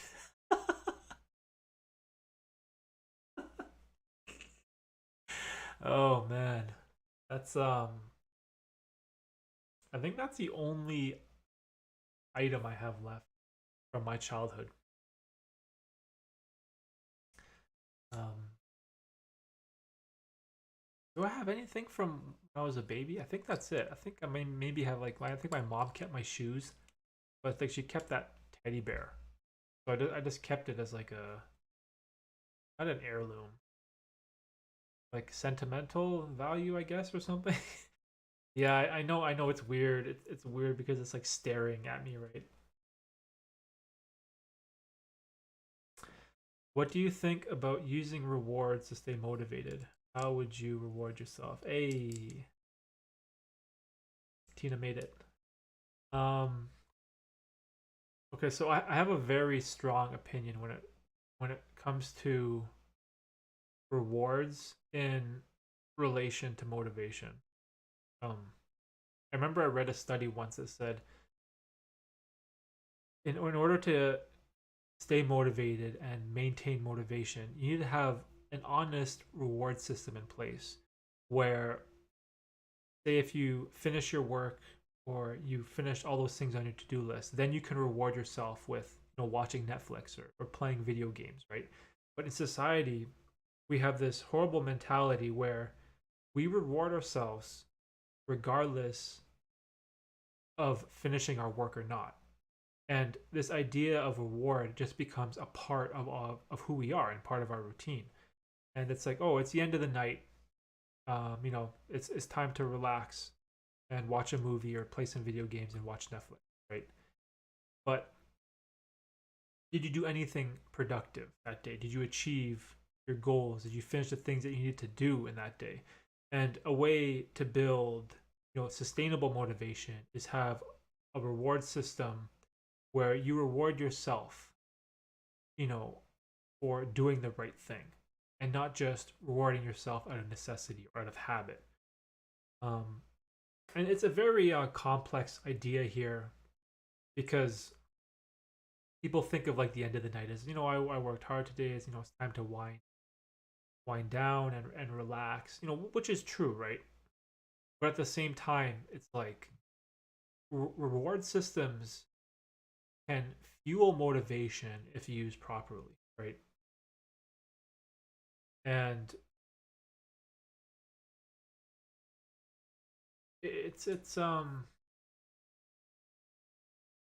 kind of tough for me because when I think of rewards, my brain immediately thinks of like materialistic things. And I've I'm I've tried so hard to just erase that urge um, to be consumed by materialistic stuff like as much as possible. I don't want that part of my identity, right? But people want the latest and greatest stuff, right? Like we want the new iPhone, we want that new car, we want the new tablet or computer or laptop. Like people want the latest and greatest things, right? And I think if you are responsible with how you reward yourself, then that can be a tool that you can use to enhance your motivation and kind of keep it going, right? And it's sort of like, I'm not entirely sure how to put this. Like for myself, maybe I will reward myself one day with, you know, a new, like a proper cinema camera or something. Like if this content creation stuff gets me somewhere, right? And not fall into the trap of thinking by buying that camera, that is what will make me successful. Right? I think there's a key distinction there that people need to make as well, that I definitely have struggled with in the past. And this is like a recurring theme, as you can tell, like things that I've struggled with and learned from.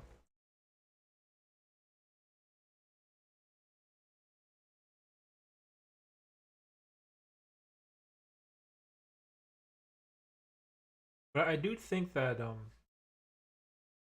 rewarding yourself in the right context is, is a necessary thing to do, right?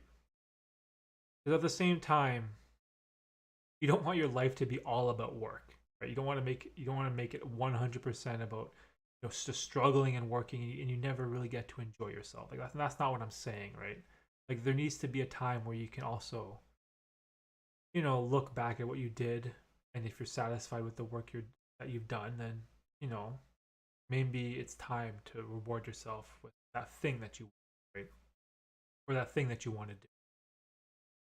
And for me, I'm not entirely sure what that is, because time is still the reward that I would want, right? Time is the thing that I want them.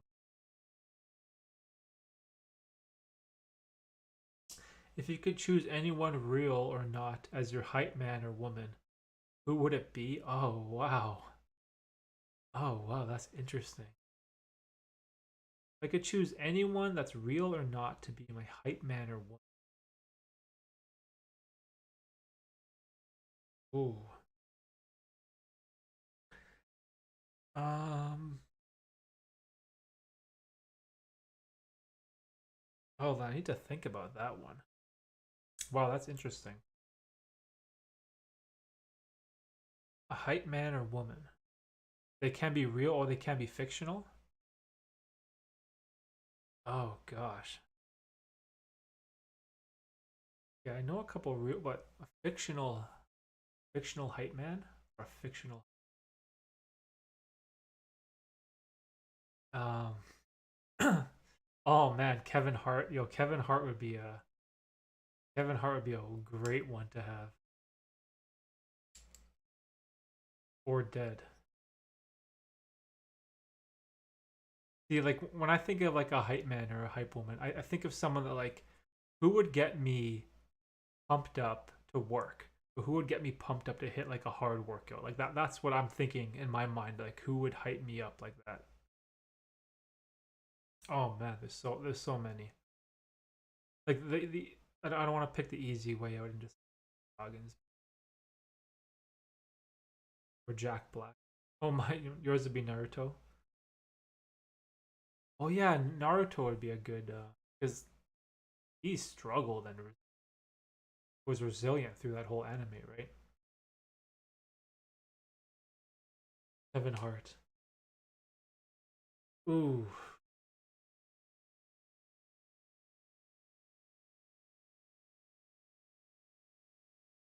you know what? I think for me, I would want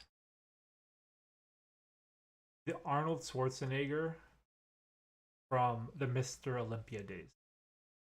like before Arnold was before he was a movie star, like that bodybuilding um bodybuilding Arnold Schwarzenegger. That would be my hype guy. I would just be like so motivated and dedicated to like to the gym and health and fitness and oh I would go hard if if I had Arnold like backing me up and spotting me on the bench press and all those things. I think yours would be Will Ferrell in Old School. Will Ferrell in Old School. For anyone that doesn't know, Will Ferrell is like one, probably one of my favorite actors of all time. Yeah, especially in Old School. Oh my god, that movie is so good. I remember we watched that on so many weekends in Old School. Oh, that's amazing.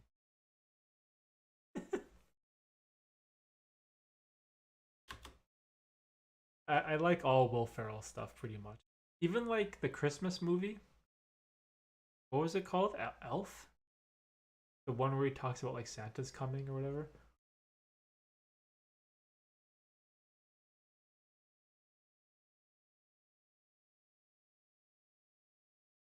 That is one thing that I do miss though about my new lifestyle that's centered around productivity. I haven't been able to watch like any movies at all, like nothing. Yeah, Elf. Elf. Elf is so okay. Elf is an underrated movie, man. I feel like Elf is so underrated. I feel like it's so good of a Christmas movie. When did it come out? Wow, November 2003. Dude, that's like so it's 18 years old.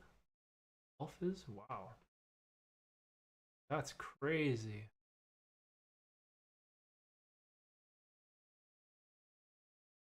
Yeah, that movie was awesome. Wait, has he done anything? Has Will Ferrell done anything recently?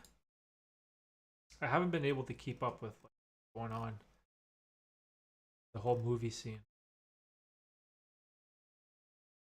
So we're just gonna get sidetracked here for a minute and look up some Will Ferrell stuff because now this has piqued my interest. Oh yeah, Anchorman. I loved Anchorman too. Blaze of Glory. uh, no one remember Blaze of Glory? That was like the figure skating movie with Owen Wilson. Oh my god.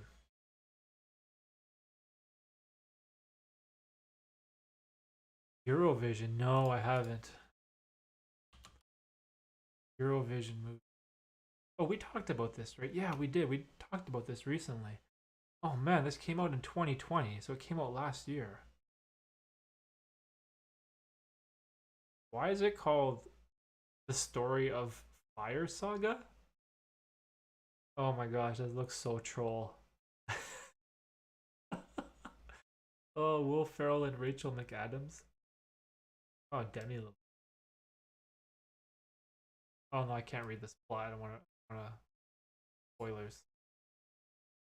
No spoilers.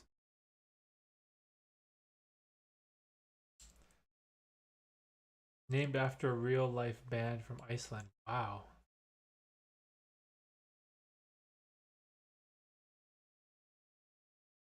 Tell us one thing about you that most people don't know about. Oh.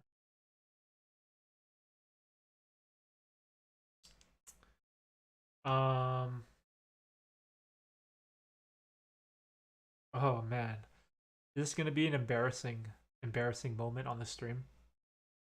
Tell us one thing about you that most people don't know about. That's actually a really good question. Oh man. There's probably so many things.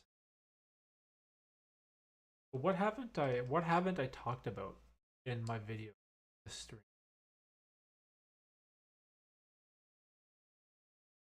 Um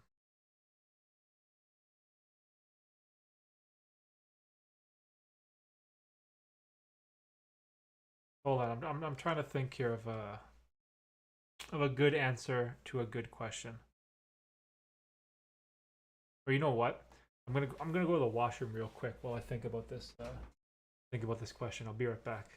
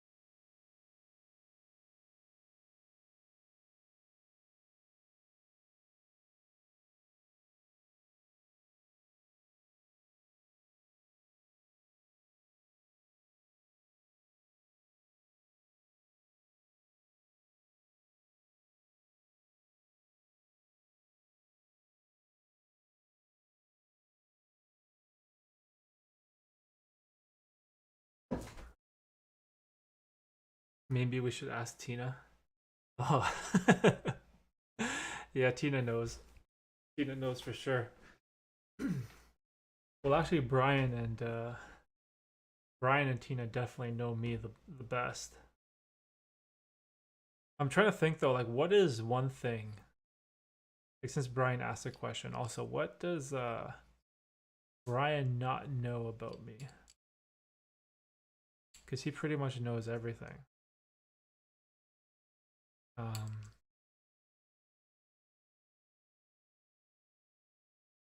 oh, I do have. I don't think I ever told anyone this really, but wait, why am I? I thought I was wearing my glasses, so I went like this.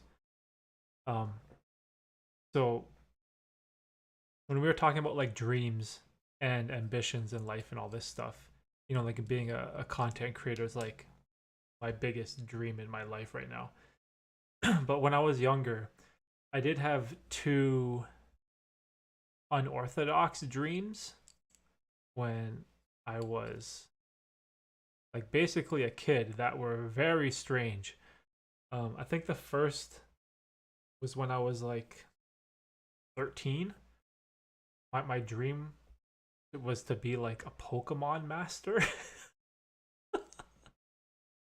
I like legit wanted to be like a Pokemon master when I grew up.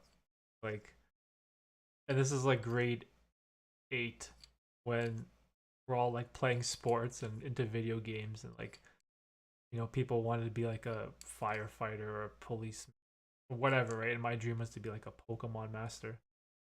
And then I would like we're traveling all over the place to play Pokemon cards. It's kind of funny. And then after that dream obviously didn't come to fruition, right? But immediately after that, I had another dream. This was probably like my second goal in life. And it was so strange because I had a I had a dream. Oh, it's like a dream that's not possible, but I wanted to be South Korean.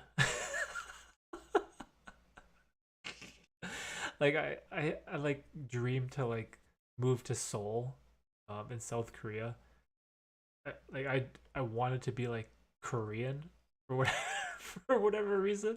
And I think it was because I had this addiction to StarCraft, and then I found out that like all these StarCraft players moved to South Korea to be like pro gamers, and then they stream StarCraft on like national television. And I remember like deep down like thinking and wishing that one day I could be Korean. which is like so bizarre, like such a weird, weird goal to have in life, right? It's just so strange,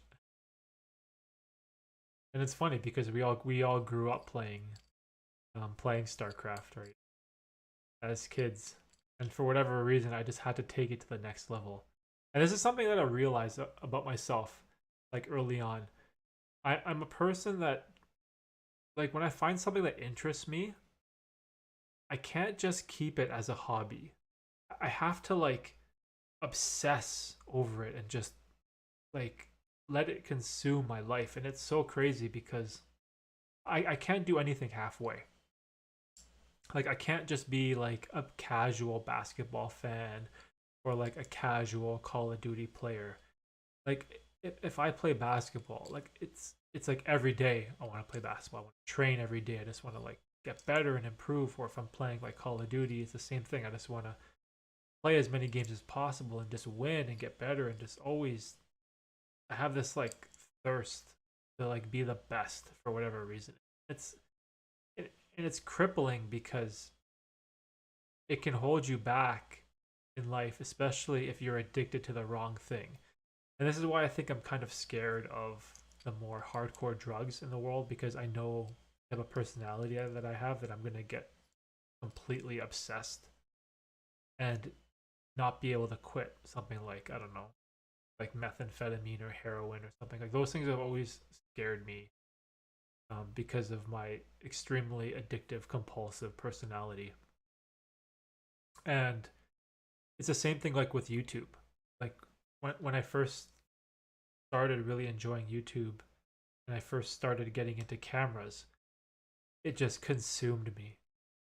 It wasn't like I couldn't just go out and buy a camera and buy a lens and be done with it. Like it just had to it just kept having to keep expanding. It just like was never enough. And I always had to like figure out what the most optimal settings were or what's the most optimal lens or camera body or like it's just like this need to be the best at what I do. And it can be a little crippling at times, to be honest, because it's something that I have to control, right? Um, and yeah, like this is still a characteristic that I have to this day, where I just become an obsessive compulsive when it comes to things. And I don't know if this is like is that a personality trait that people are born with? Like is that a real thing? Like I know OCD like is obsessive compulsive disorder, and a lot of that is associated with people that have like that germaphobe mentality where they have to wash their hands all the time or they have to wash like up to their elbows. Like those type of obsessive compulsives, like I get it because they're fixated on being a germaphobe and they can't get that out of their mind, right? But for whatever reason, I have this level of OCD that switches with my interest. And it's like a almost as if it's like a switch that goes off in my head. It's either on 100% or it's off. For me, it was Digimon, but you can still be the one. You can still be one. Also, a thing if you're an Aspie. What's that? An Aspie.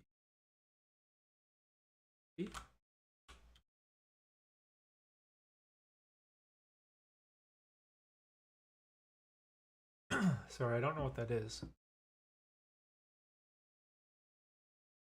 An Aspie is who has Asperger's syndrome.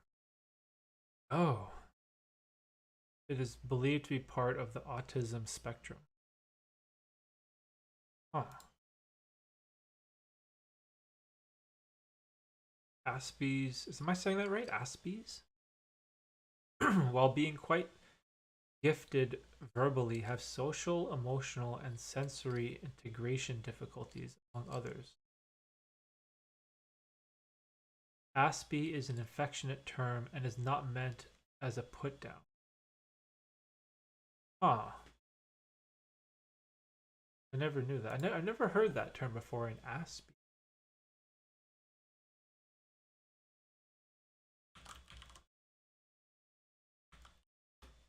So it's a form of autism? Hold on, I'm just reading a little bit here. Um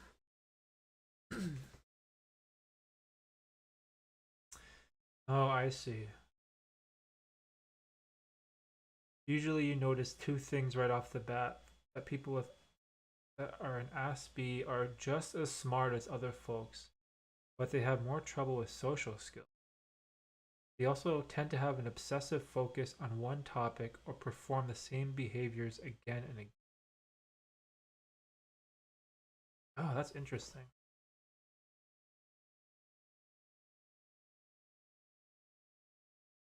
There's a broad spectrum called ASD, autism spectrum disorder.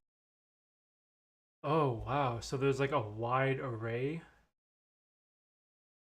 of diagnoses.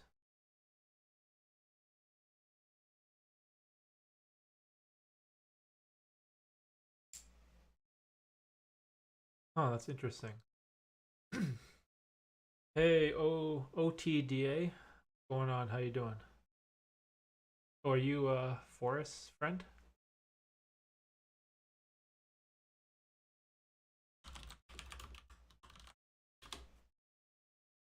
Wow, that's interesting. I never heard of that term before. Aspie.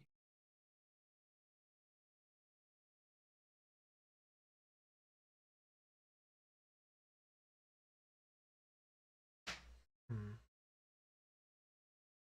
There are a spectrum of psychological conditions that are characterized by abnormalities, social interaction, and communication. Oh, wow. That pervade the individual's functioning and by a restricted and repetitive interest.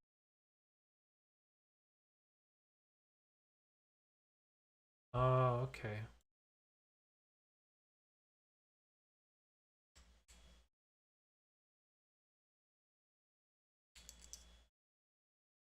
Oh, okay, that's cool. Thanks for spreading the word, Forrest.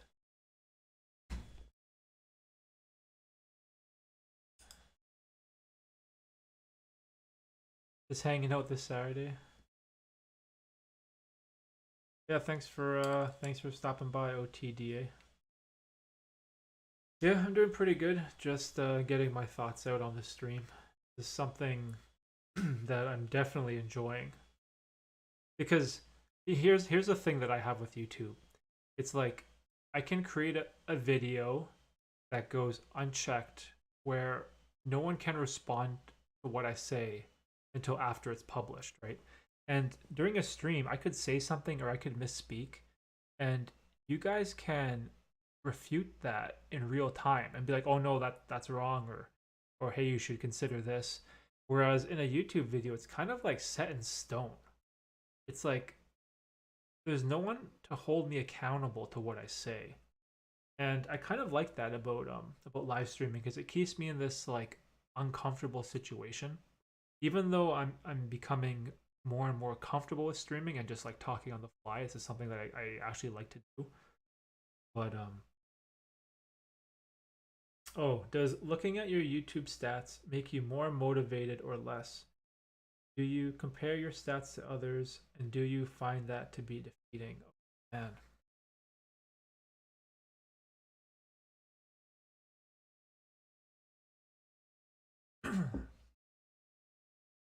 so so for me, looking at my YouTube stats, it does two things.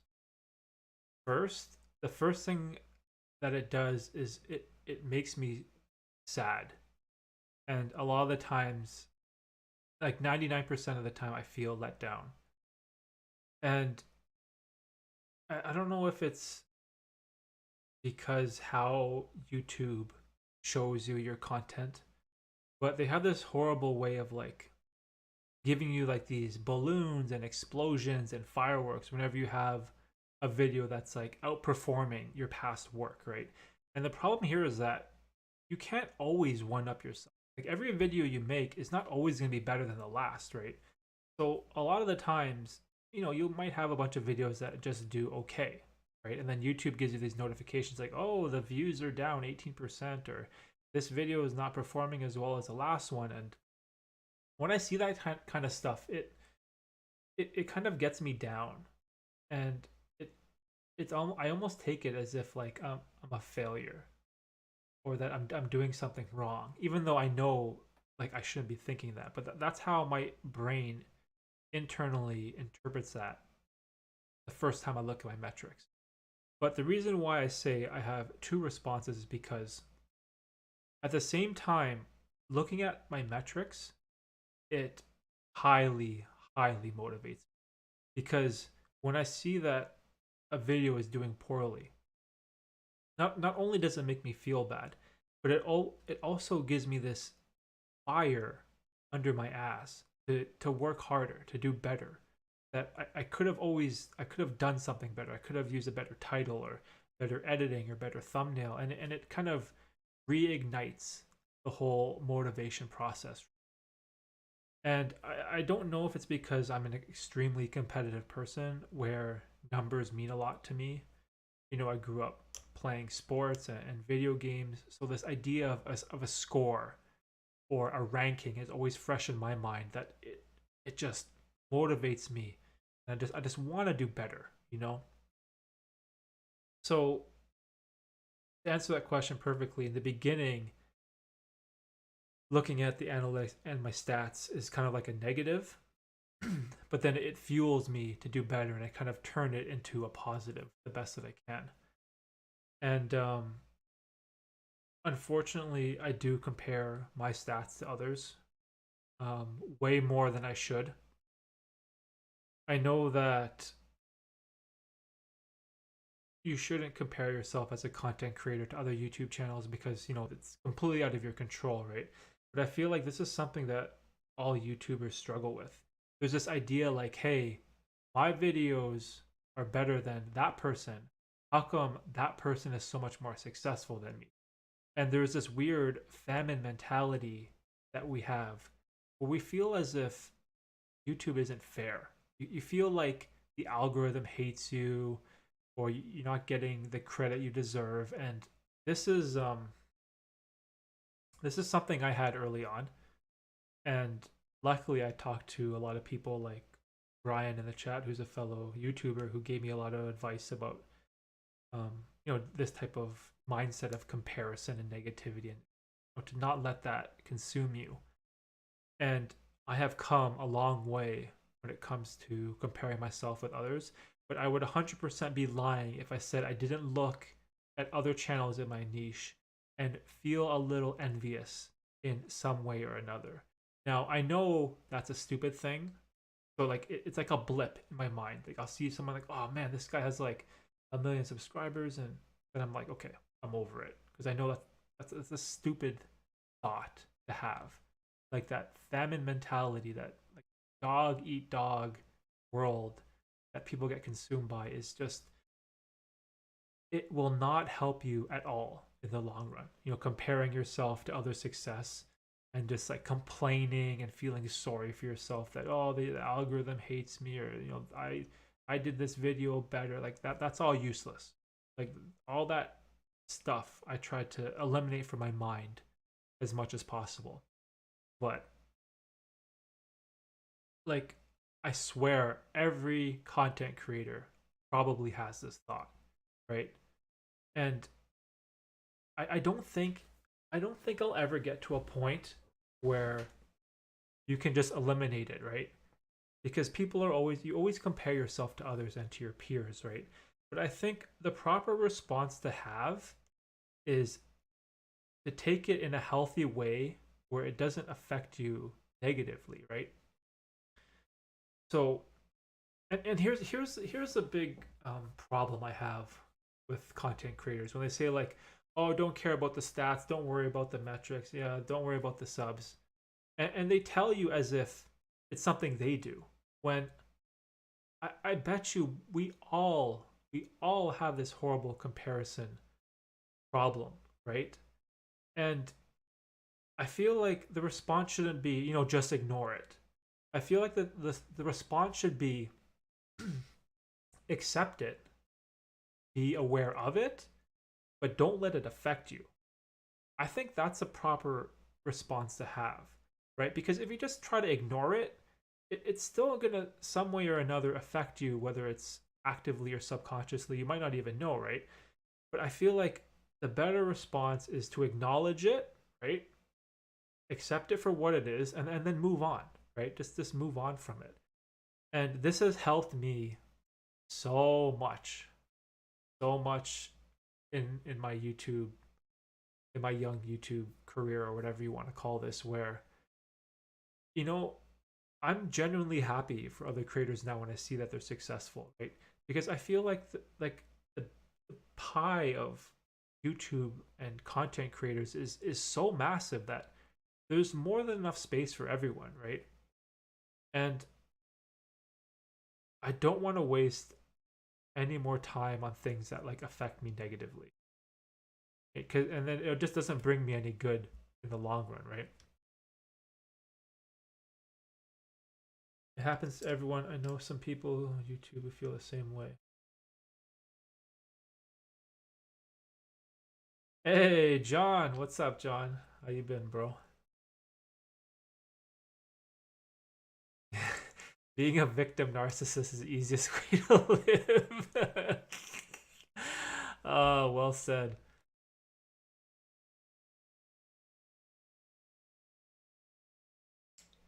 Yeah, see right here what OTDA said. The people who say don't worry about the subs are ones with 500,000 subscribers and they make money and yeah, like it's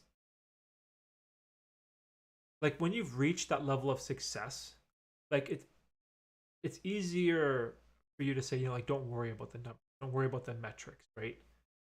Um and it's like I just feel like the response that doesn't lead to negativity is the best course of action you should take, especially when it comes to comparison, right? Um, because what like there's no good that comes out of it, right? Like who's the biggest YouTubers in my niche?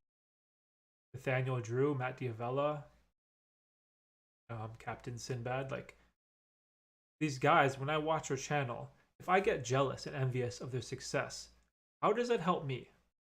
Like how does that help me anymore? Like shouldn't the idea be I see their success, I'm happy for their success, and then it inspires me to do better? Like isn't that the better response to have than to just be like, oh F that guy, he doesn't deserve this, oh my content's better than that guy, how come he's getting like that way of thinking, I feel like it's so short sighted. And it's definitely the easier decision to make, just like John is saying about being, taking the victim, right? You're just playing the victim, like, oh, this is not fair, right?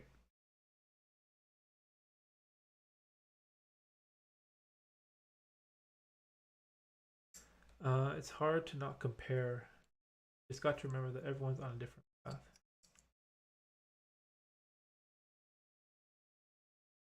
Yeah, see, and Brian has a good point too. Like we all have different paths, right?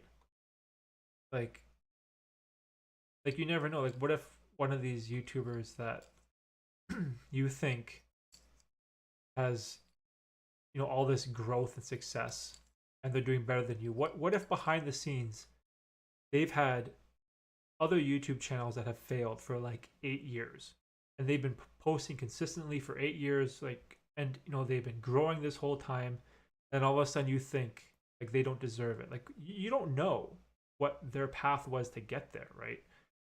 So I like Brian's point of how everyone is on a different path, right? And everyone has goals differently as well too. And like the end goal, exactly, it should be doing what you love, right?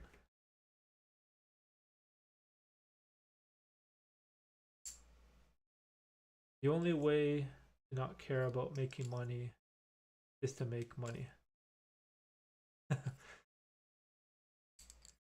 Yeah, it's tough. Like these things are very hard to take because like the easy way out, the easy decision is to always shift the blame and give yourself these weird justifications why you're not successful or why it's BS that that guy got something that you didn't, right? Like I think that is the easy way out and the wrong path when it comes to comparison. It's it's exhausting too, right? Like it's an exhausting thing that I don't think will ever be able to get rid of. Like I feel like this is something that I'm gonna have to deal with throughout this, throughout my whole content creation year, right? Or career, I mean.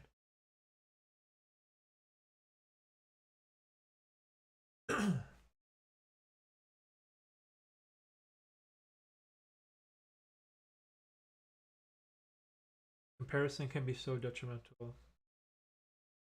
Yeah, see, and even like what Tina's saying, like you don't see the whole story of how that person got there, right? You don't see all the things that go on behind the scenes, right?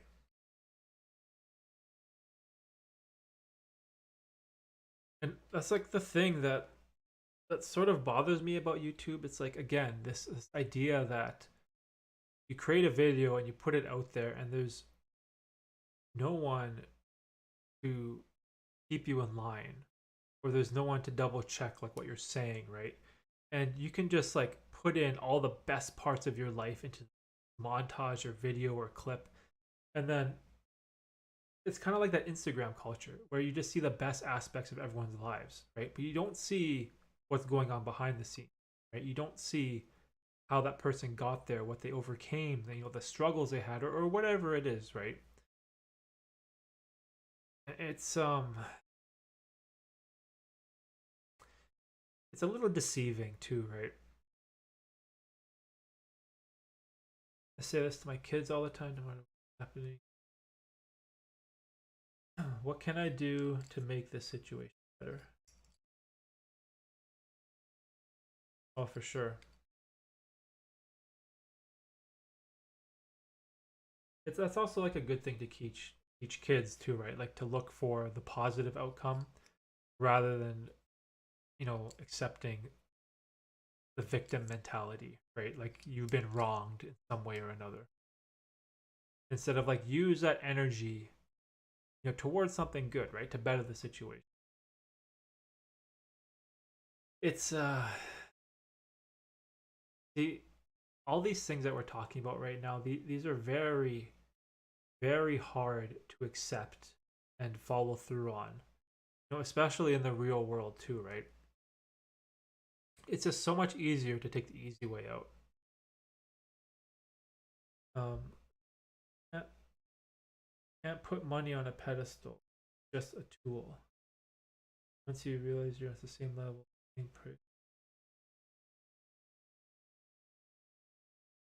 yeah, it's in some ways I wish this idea of money that we have didn't exist. It's like this idea of always chasing money.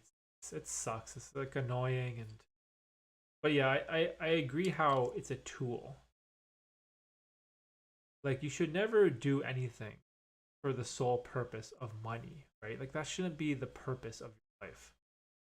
Like feel like money is a tool that you can use to help you get the things or help you do the things that you truly enjoy or that you truly love. Like I know that there are some people that are just completely obsessed with money and money is like their end all be all. Like it's on their pedestal, like Brian said. It's like their goal in life is to make a six-figure income or have like $1 million in the bank. Like I get it, right? Like there are people that hold the value of money to such a high extreme. Maybe that's just them, right? But in my opinion,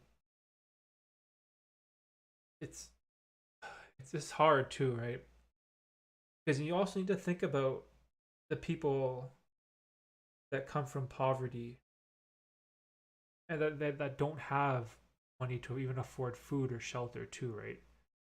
Like you don't want to downplay the importance of finances at the same time, right? Because there's so many unfortunate people in the world that like, they don't have a meal for dinner, right? They don't have fresh drinking water, or they don't have shelter or a house to live under, right? And it's um it's a sticky situation because if we don't have our finances in check, if we aren't making a significant amount of money to support ourselves, then your family's gonna starve. You're gonna go homeless, and of course, like those are all horrible things to do, right?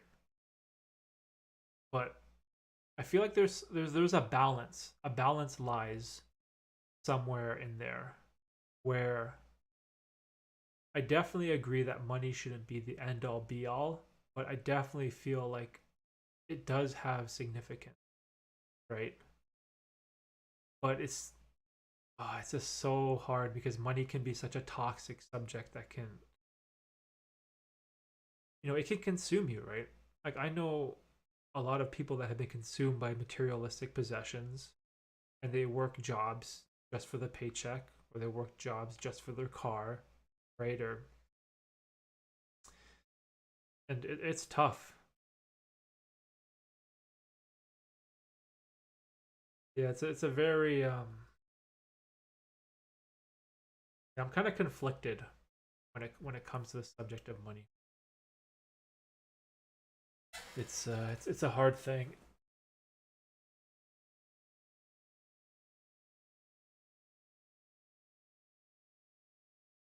Like from my personal standpoint or viewpoint,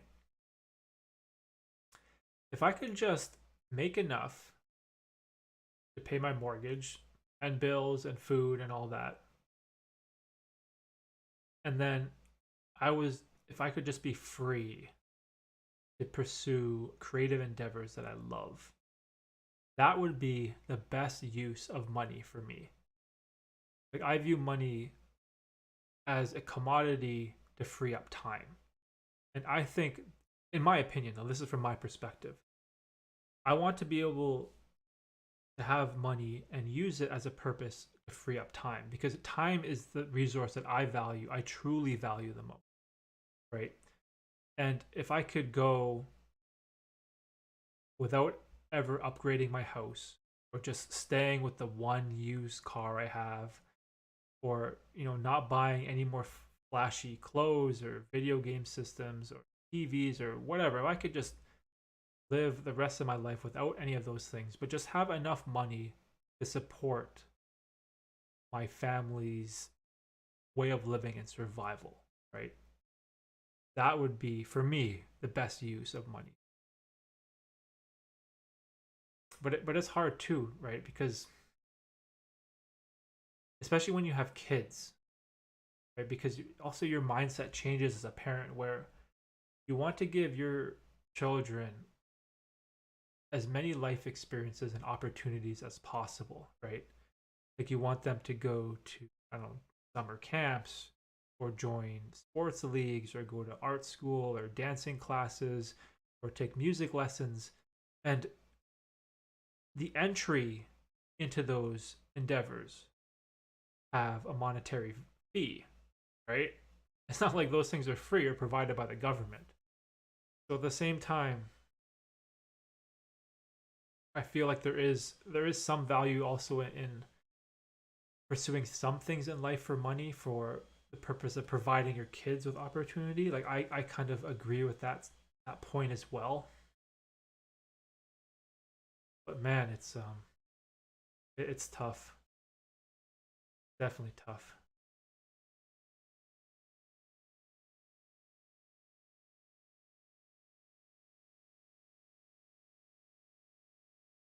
Yeah, time is what I value the most as well. And that's coming from from a YouTuber. Brian's in a at a level excuse me, at a level of success that, you know, I hope to be at one day. And even from like my perspective at the bottom and his perspective at a level of much greater significance and success, um, we both have the same value of time, right? As time as being one of the most important things. I don't know if this is biased because we are a lot older than like these teenage content creators. I don't know, but I definitely agree with him on a lot of his ideas, perceptions. That's what I'm worried about. If there was ever a big problem with online, any country's internet went down, think of the amount of people whose there'll be millions screwed. Yeah, man, imagine that. Imagine if like the world's network or internet or whatever satellites just all like got shut down or something by like a crazy ass EMP. If I had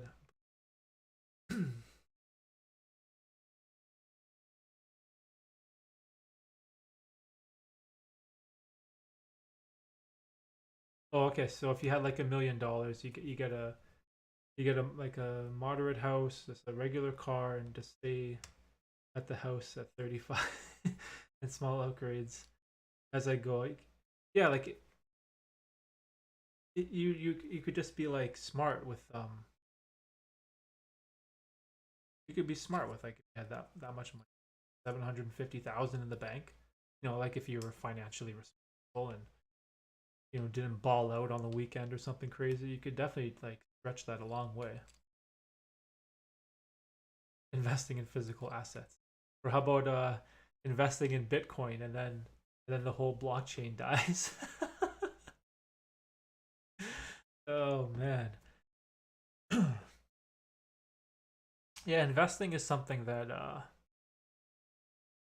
I hope to do more of in the future. It's weird because I read like investing material and books as it's a topic that it interests me, but at the same time at a point where like I don't have any extra money to invest.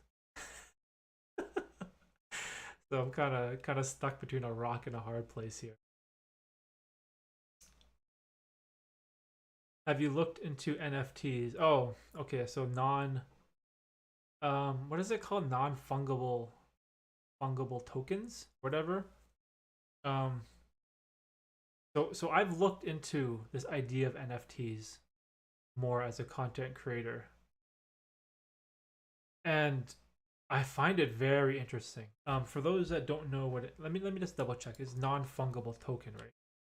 Non, yeah, non-fungible tokens. So an NFT is the rights to a creative work that exists on like the Bitcoin blockchain. So say for example, um, I don't know. Like say if what do I got here?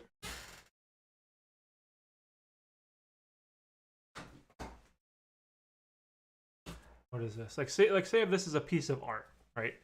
Like say if this is a piece of art and it exists tangibly in reality on the Bitcoin blockchain.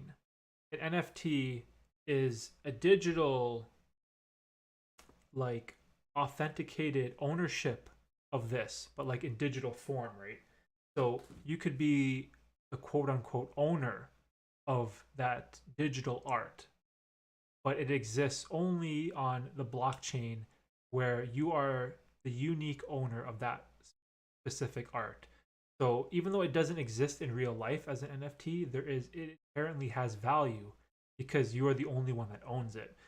And this is a very strange technology that um I've been looking up recently that I can't really wrap my head around. The best way I can see it is like imagine like having a hockey card, like a Wayne Gretzky card, and it's like signed, and there's only one, but like you own it, but you own like the digital form of it. It's very bizarre. There's this creator from from Toronto who created a one. What is that? What is a 1/1 NFT? And it sold for 20,000. A-Rod's on Instagram to see what he. Yeah, and NFTs are definitely very strange. Like I saw a guy selling the NFT to his tweet because he had the first tweet on Twitter or whatever. Um, I definitely don't know enough about the subject to talk about it concretely. Just one of one. Oh, I see one digital. Yeah, it's I'm trying to learn more about it, but I don't feel confident enough giving my opinion or beliefs on it because I don't really understand it. Yeah, I saw the ones from the NBA too. You buy like the highlight of the video of the play. So it's like a guy going for a dunk, like the video of the guy going for the dunk, and you own that play. It's like, what? I was like scratching my head, like, what? Like, doesn't make any sense.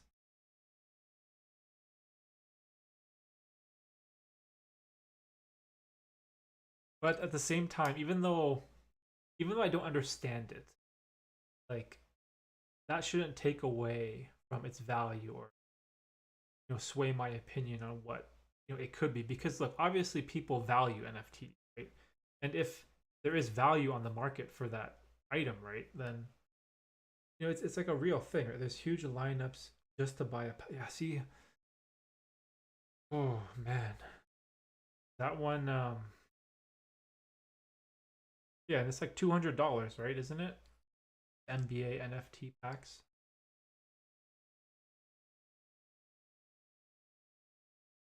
Wow, you get royalties from the NFTs. So from a creator's perspective, oh wow,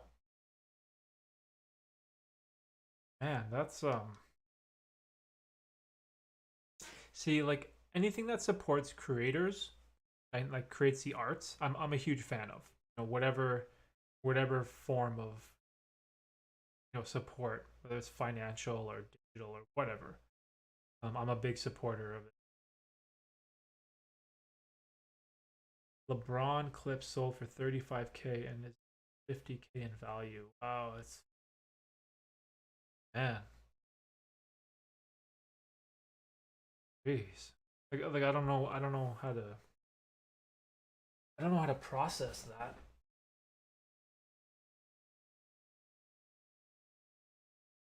Like that's wild.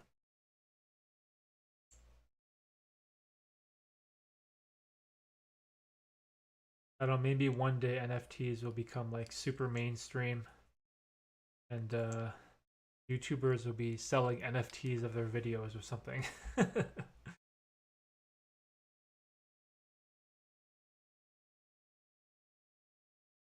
Commenting so much on here while I'm working on a project just caused my software to crash. Oh no.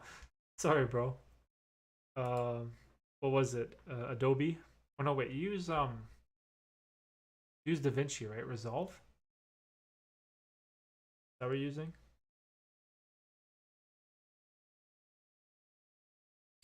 Wow, really? YouTubers have already started doing that? Are you serious? Oh my gosh.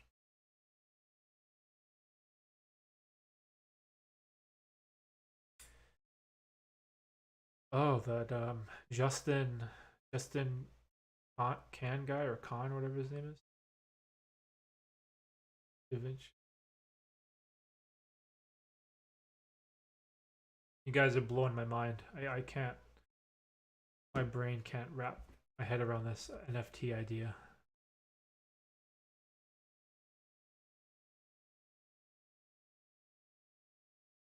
But also at the same time, I wish I knew more about it to like kind of support it, which was like my biggest problem with things like Bitcoin and the blockchain. Like I knew about it like way early on, but I could never understand what Bitcoin was.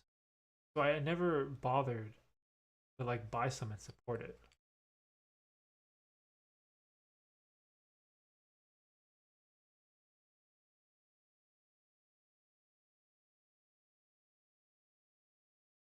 Derek, make one NFT. Promise to only make one. Sell it because of the potential of you inevitably blow. uh, hopefully one day, bro. Yeah, if I ever did that, like it would what's the word I'm looking for? Like it would have to be authentic. Like like if I'm gonna create NFTs, I want to be able to believe in that or support it or something. I don't know.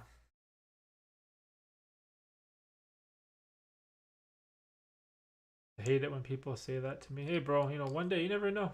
Never know how YouTube goes, right?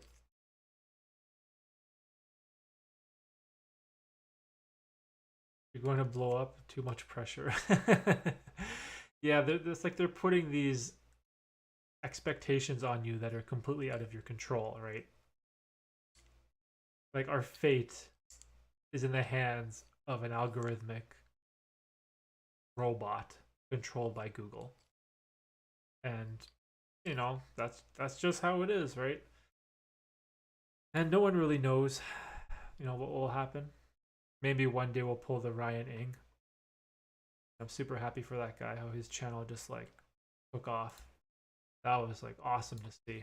I love seeing that when like really good content creators get recognized.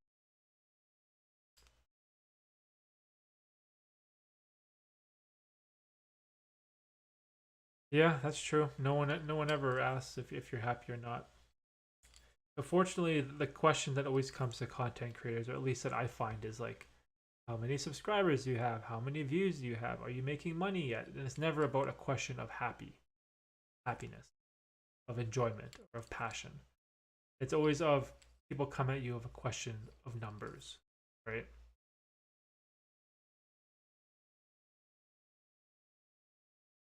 Gotta step out. Yeah, Brian. Take it easy, bro. Have a good day. Thanks for coming by. We'll see if we'll see when the next one will be. Probably be around your birthday. But yeah, have a good day, bro.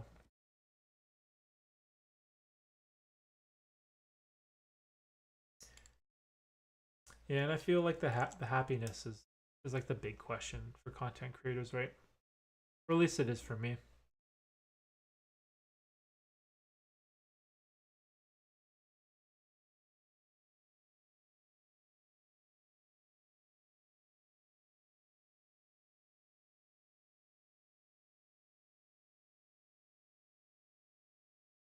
And we went off on like some wild tangents on this stream, but I definitely enjoyed it. Off topic. Do you freelance? I used to. Not anymore. All my uh, all my clients and gigs, they all closed up shop and they all dried up. So it's okay. I had a couple. I had one client that was monthly, every month. I had a freelance job to do a video for them. That was really good because that was like consistent. It was like every single month was something. And but at the same time, because I work a day job, I didn't need that freelance money to support myself or support my family. So any money that I was making from those videography gigs, I just reinvested the gear. Like every single dollar I made went into new lenses, microphone, laptop. What else do I have in here? Lights. Yeah, I invested every dollar that I made off of freelancing. Only because I have the shitty day job, right? To take care of every day. But the freelance stuff definitely was fun. I think the worst was the wedding stuff. Weddings were rough.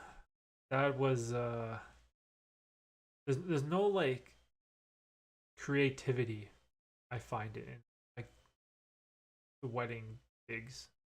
like there is and there isn't, right? Like you can be creative and get like these cool shots, but at the same time, like specifically like the bride, they want like a specific type of, I don't know, picture or video or whatever it is, right? They have like a predetermined expectation in their mind of what they want. And it's not like you can do like some epic wedding cake B-roll or something, something crazy. But in some ways I'm kind of happy I don't do much freelance work anymore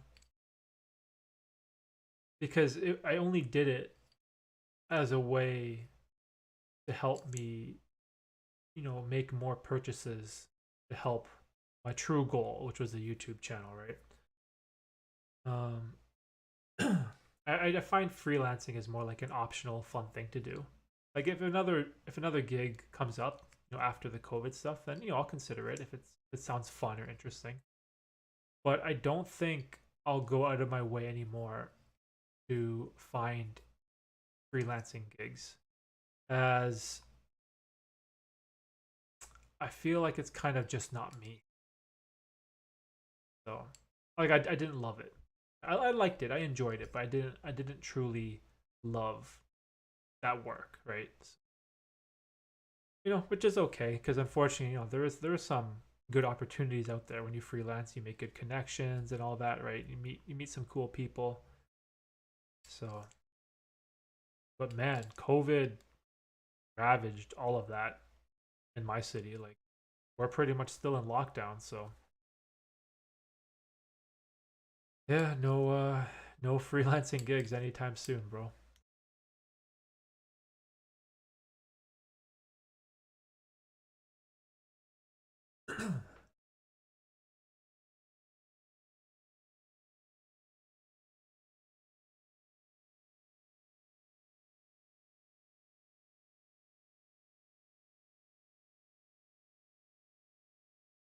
Yeah, freelancing is 90% business. Yeah, I agree.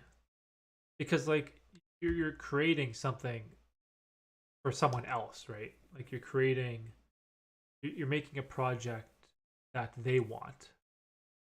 Oh god, yeah, don't even get started about the revisions. Like revisions is just like a nightmare. I don't even.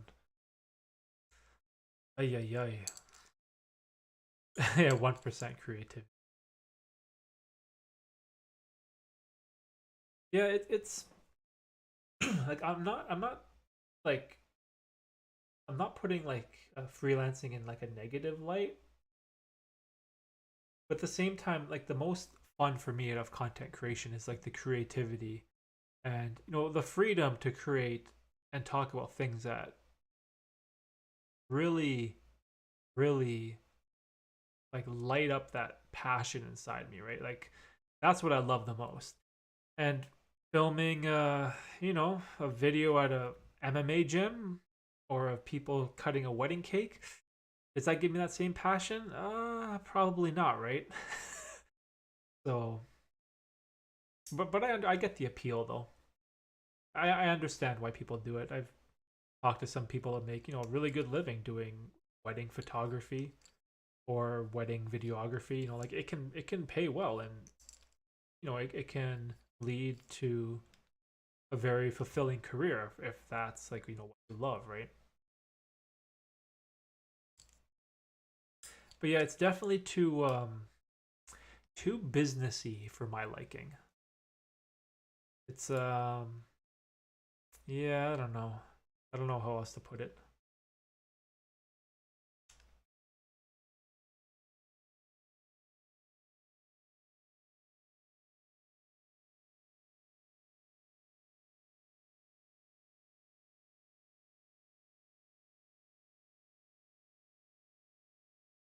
Oh, let's see.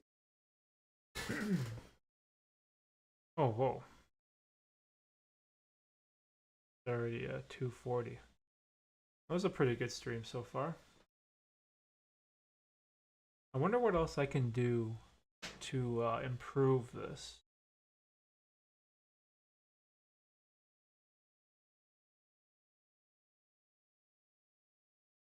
Hmm.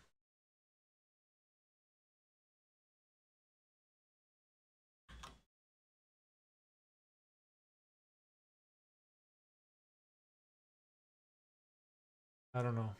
Well, we'll see.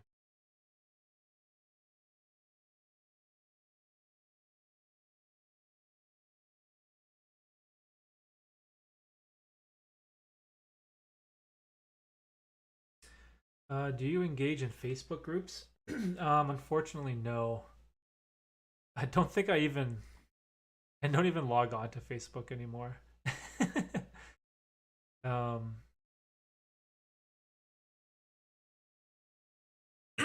Facebook and Instagram are kind of platforms that kind of fell off for me.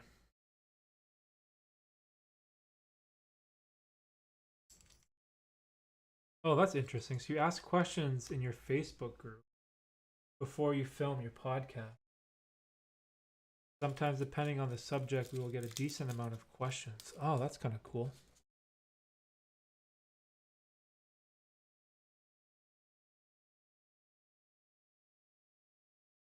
So, is your Facebook group dedicated for the podcast, or like what kind of Facebook? I don't know anything about Facebook group.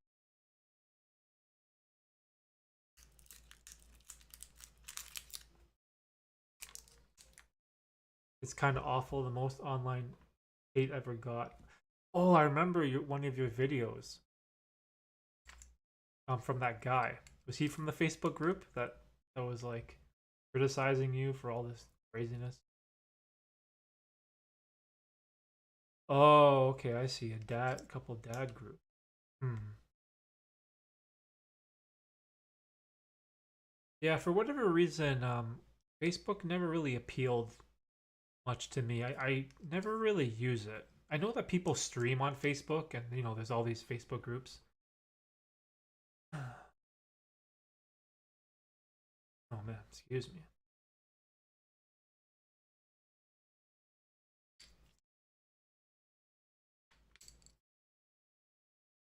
It's crazy because the people who do things like vlog, do stuff that costs loads of money to do. I'll also depend on a high percent question.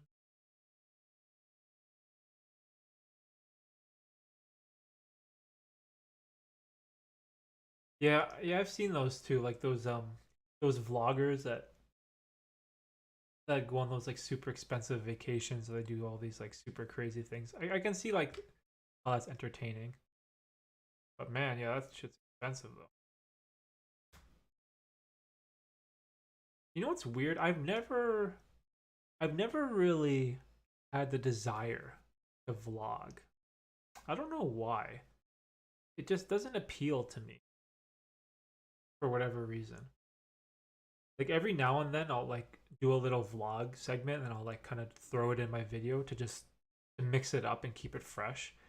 But I don't know. I feel like when I vlog, I just kind of ramble on about nonsense.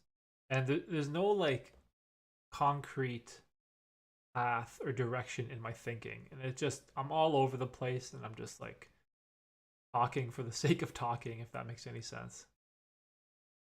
I think maybe too, it's like vlogging is definitely a learned skill. That maybe if I did it more, I would get better at it and I would see the value in it.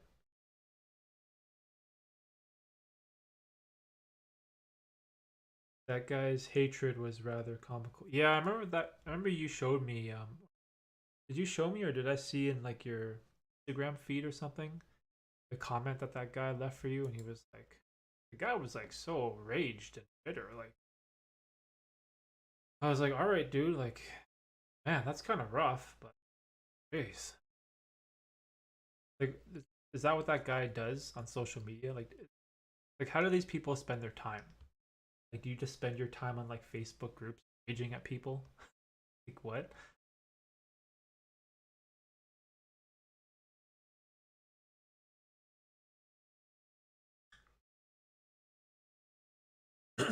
Yeah, I can never vlog, but it's one of the most guaranteed ways to be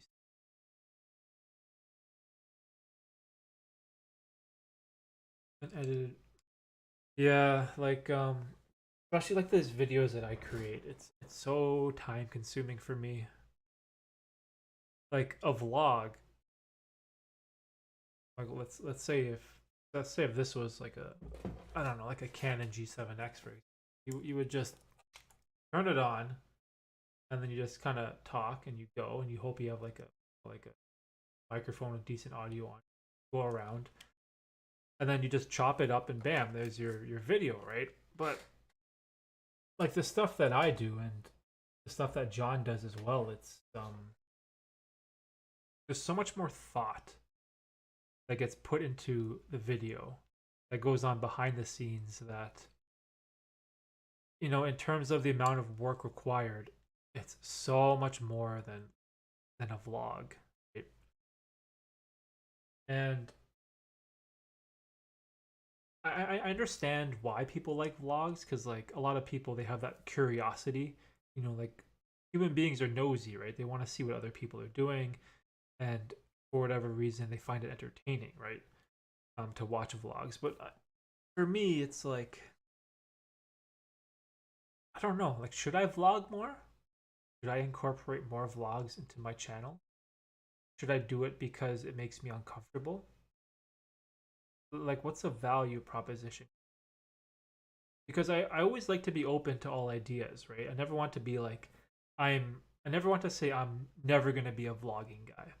I never want to just like corner myself in a specific designation or attribute, right? I always want to be open to all possibilities. Now, is vlogging a thing that might be part of the future of my channel? Maybe. I don't know. I don't see it being at this moment in time. But at the same time, I never thought I would do these live streams, right? Because I always felt like so introverted, and I always felt like I had nothing concrete to say that I was confident enough talking about in real time without editing out my mistakes, right? But it wasn't until I tried streaming, and now, I kind of enjoy it. I enjoy the vulnerability of just putting myself out there in real time. And, if I mess up, I mess up, right? And it's out there, and it's like, there's nothing I can really do about that, and it's out of my control. So,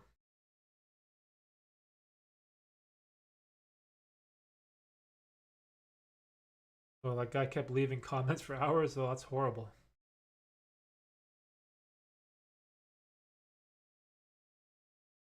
I haven't made my digital minimalism video yet. But as I was quitting social media, I used my phone to document how I was feeling through the day. Well, yeah, I see some of your Instagram stories from time to time when I log into Instagram. I don't log in Instagram enough.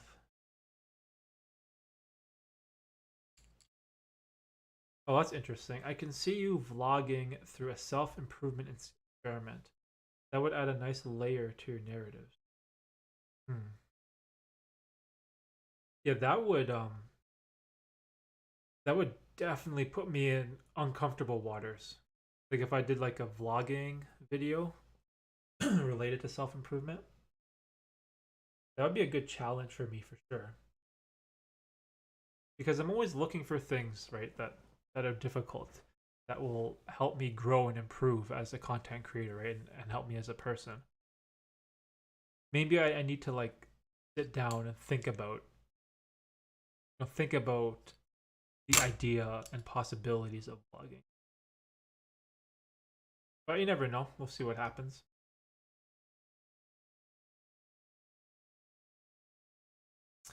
Oh, that's interesting. So you cut down your Instagram use. So you're not like scrolling through Instagram all the time. I used to be like that, just horribly addicted to Instagram. It's just never good.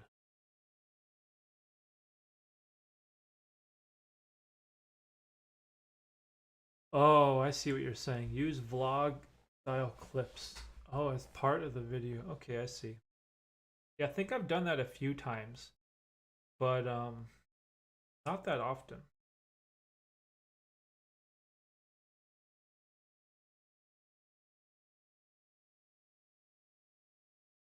I wonder how he does that though. Does he plan it out like this? That I like an intro about something about minimalism, and then cut to a vlog about a related topic.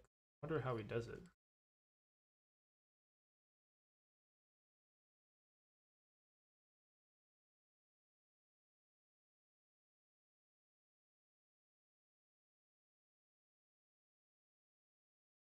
diary style into my cell phone.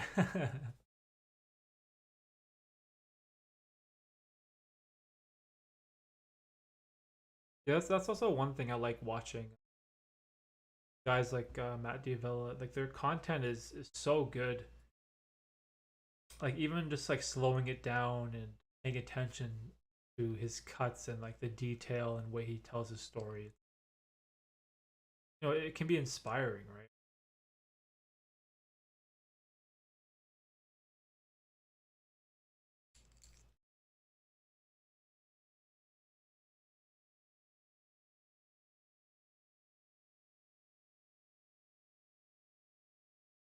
As I'm writing a script, sometimes I remember that I had filmed something previously that I could use to build the story. Okay, I see.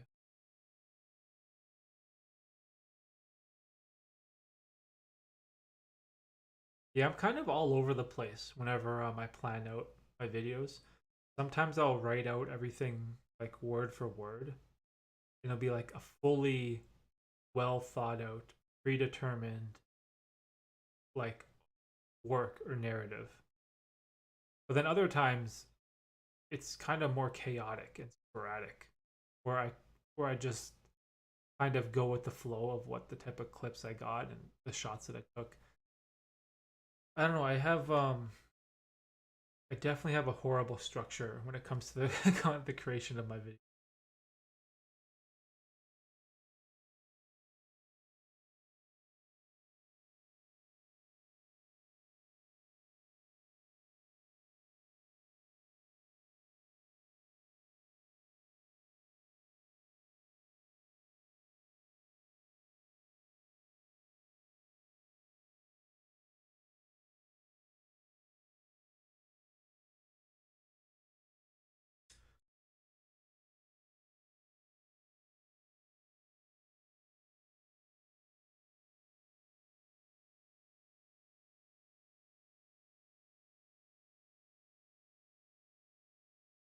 Hey, Forrest, I sometimes do these 3-minute vlogs with my close friends because I feel like I express myself better that way.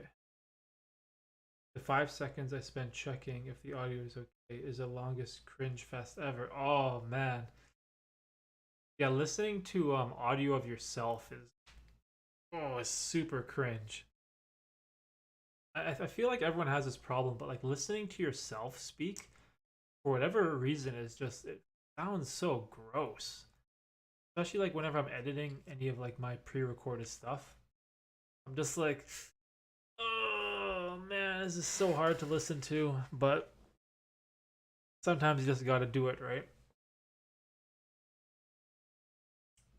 That's cool. You feel like you express yourself better that way. Do you do like 3-minute like videos with your phone and then just like send it to your friends as like a video voice chat type of thing?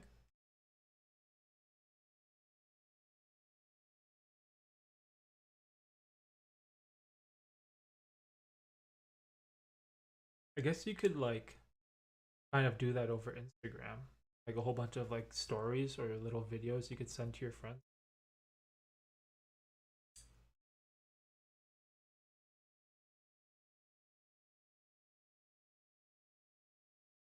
Yeah, the audio is so important though.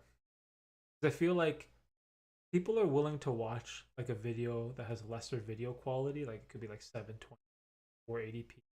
But if the audio is wrecked by like some crazy wind noise or something, like no, that's like unacceptable to viewers. Like having bad audio in a video. I feel like well, what am I talking about? I feel like people are much more forgiving for bad video than they are of bad audio. And my audio has come a long way too. When it comes to content creation, and I used to have like like the microphone sitting on my camera, which would be like in the complete other corner of the room, and had all these horrible problems. I film in rooms that were symmetrical, and the audio would bounce everywhere, or I'd record in like these hallways in my house where audio would just echo. it's just like, man, audio is so important. Like for anyone out there that's wanting to start down content creation or videos or whatever, you can't ignore good audio. Like I've learned this the hard way over the years. And also buying an expensive microphone doesn't immediately make your audio better too. That's also another misconception that people have. You know, it's also like the positioning of the microphone, you know, the room that you're in, you know, the editing, the pitch of your voice, the settings, the gain. Like there's so much that goes into audio that I feel like it gets overlooked and not talked about enough. You know, when people talk about like how to create YouTube videos or, you know, how to be a content, I feel like we need to have more emphasis on audio. And I've had a couple videos recently where my main microphone like blew a fuse or something, and it didn't record anything. And I just happened to have like backup audio from the onboard audio capture on the camera, and I had to use that, and it's just like, oh, it just sounds awful. It sounds like I'm recording a video in a tunnel.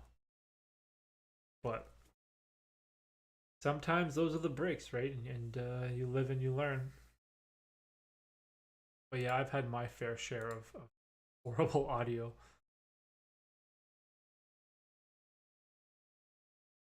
Well, YouTube generated some funny thumbnail. Oh, that's hilarious. That's pretty.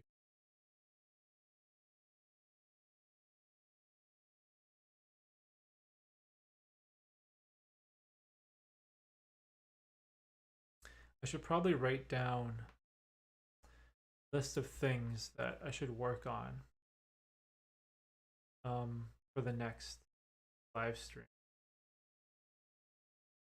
Hmm.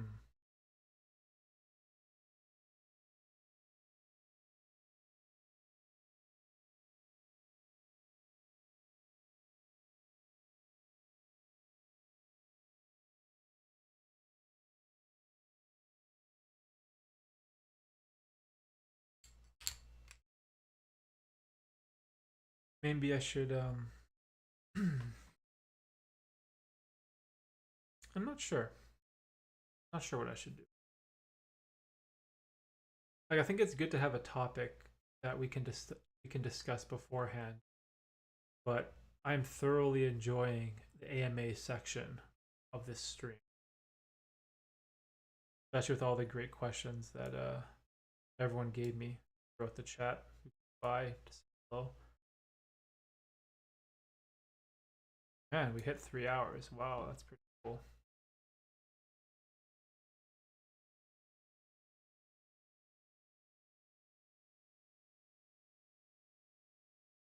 Okay, I think I'm gonna end the stream for today.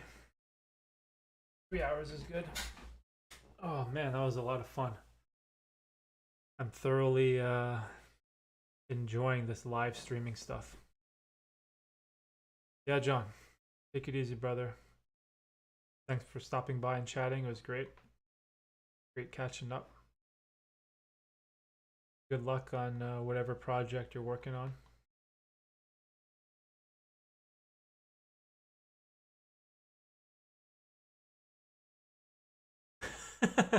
Yeah, I was just giving some closing thoughts.